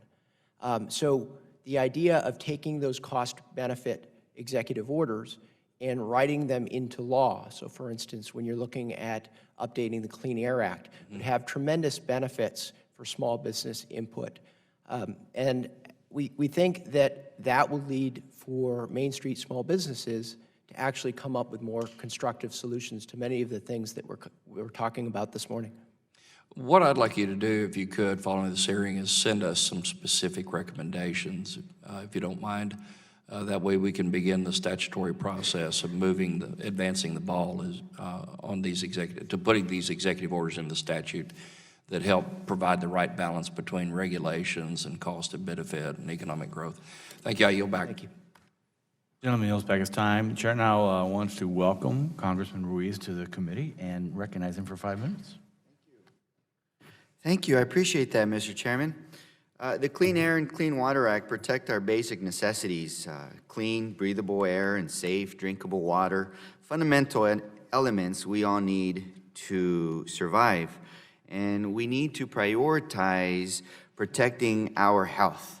I'm an emergency medicine physician. I take care of asthma in the worst moments. I've taken care of kids who have come in with an asthma exacerbation and gone into cardiac arrest and have passed away. And those moments of me having to tell their parents that their child just died still haunt me to this day. Asthma is exacerbated by air pollution. It is one of the most common pre-existing diseases among children in the U.S. and leading cause of hospitalizations and school absences. There are over 34 million asthmatics in the U.S., including 7 million children. Annually, nationwide, there are over 10.5 million physician visits due to asthma, 2 million emergency room visits due to asthma, and $11 billion spent on asthmatic treatments. While asthma can be debilitating or even life-threatening, it can be a controllable disease. Asthma intensifies by environmental conditions such as outdoor air pollution. So why would we want to make it harder for asthmatic children in vulnerable populations to breathe clean air? We also know many of the water systems that serve low-income communities have drinking water contamination levels above federal guidelines, which can lead to a number of developmental and behavioral health issues. In my district, we have rural communities that rely on well water because there's no water infrastructure and there's high level of contaminated arsenic. Funding improvements to water systems would improve the lives of these families and children, and many of these families live in underserved areas and rely on health care, Medicaid, to get access to take care of their asthma and all of the other developmental problems that they have. Ms. Mays, tell me, are you in Medicaid? Yes, we are covered by the Flint Water Medicaid expansion. So that was part of the expansion? Yes. Okay, lead can have acute toxicity. It can cause irritability, behavioral changes, headache, abdominal pain, nausea, vomiting, all these things. That's just if somebody takes a big swig of lead toxicity. That's not what's happening in Flint. That's more of a higher dose, but doesn't cause acute symptoms. It's more chronic in nature. Those are the silent killers, the silent things where, people may have developmental delays, they have hearing problems, nervous systems, injuries, kidney, speech, language, even growth, muscle, bone development, and eventually seizures, which can be life-threatening. So if you didn't have Medicaid, what would happen to your children? We would not be able to take them to the rheumatologist, to the osteospecialist they have to see because of their growth plates and growth problems. They would not be able to get the blood work done to consistently see what's going on. I deal with seizures at this point, so I wouldn't be able to see my neurologist, my gastroenterologist, my rheumatologist, our infectious diseases doctor, our toxicologist, and environmental physician. We wouldn't be able to see any of them because we couldn't afford it. We just do not have that money. So if we did not have the health coverage, we wouldn't be able to try to manage the side effects of these permanent damages. And are your neighbors in the same place, the other parents of children that have these calamities? Absolutely. Flint is 41% at or below the poverty line, so we're a struggling city as it is, and access to quality medical care, if you do not have Medicaid, is slim to none. So we have so many people that never got tested, so they don't even know how high their blood lead levels were during that first crucial 28 days. So we have people that are dying from seizures. There was a 29-year-old school security guard who had a seizure and died at the school. Wow. And we have no idea what it was caused by because he didn't have insurance. So we are absolutely terrified right now. Any kids that you know of with renal failure on hemodialysis or anything? We have a lot. We have several different dialysis clinics that are full. There's a waiting list. My oldest son now has high blood pressure because he has kidney damage. All three of my sons have low vitamin D levels because their kidneys are not producing enough because they have been hit by this lead. That's primary reason why I ran for office to begin with. I didn't grow up in the political world, guys. I didn't run for city council and then work my way up. I came straight from the emergency department because I take care of these patients that I care so much about, and it breaks my heart to know how sometimes politicians up here are so removed from the human face of failed policies, and they're not smiling. They're on hemodialysis. They're worried. And if we don't start prioritizing correctly our funding to help patients and help real people with real problems and kind of make that our focus instead of, prioritizing, putting at the top of our list, removing these protections in order to benefit, some of the companies, then I think we're just going to have a worse human tragedy. And with that, I'm sorry you're going through this. Thank you. I'll be praying for you and your family. Thank you so much. Thank you. Gentleman yields back his time. couple pieces of business. I ask unanimous consent that a letter from the American Road Transportation Builders Association be submitted for the record. Without objection, so ordered. And February 2015 resources for the future white paper entitled EPA's New Source Review Program Evidence on Processing Time 2002 to 2014. Without objection, so ordered. Do you have any more?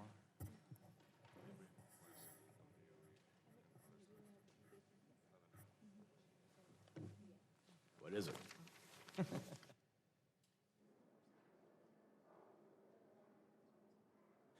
Also ask unanimous consent to submit for the record a letter from the Center for Progressive Reform dated February 10th, 2017. A Washington Post article, the claim that American households have a $15,000 regulatory burden, dated January 14th, 2015, and a report from the Congressional Research Service, methods of estimating the total cost of federal regulations, dated January 21st, 2016. Without objection, so ordered. That should be all the business. We do appreciate your testimony. These are tough issues. When we were successful in the last Congress, I think we just got to get on the same page of what are real numbers, whether it's job loss or the science. I think we have to have transparency and trust that the numbers we bring forward are legitimate. I think we have to have a recognition of the time frame of implementation and the burdens of changing that. This was a committee hearing that was really broad. And I think my colleagues and I, after this, will start focusing down on stuff like brownfields and some other things that we might be able to move in a more collaborative comedy manner. And maybe we'll look at some of the other tough issues too. But we do appreciate your testimony. And I call this hearing to a close.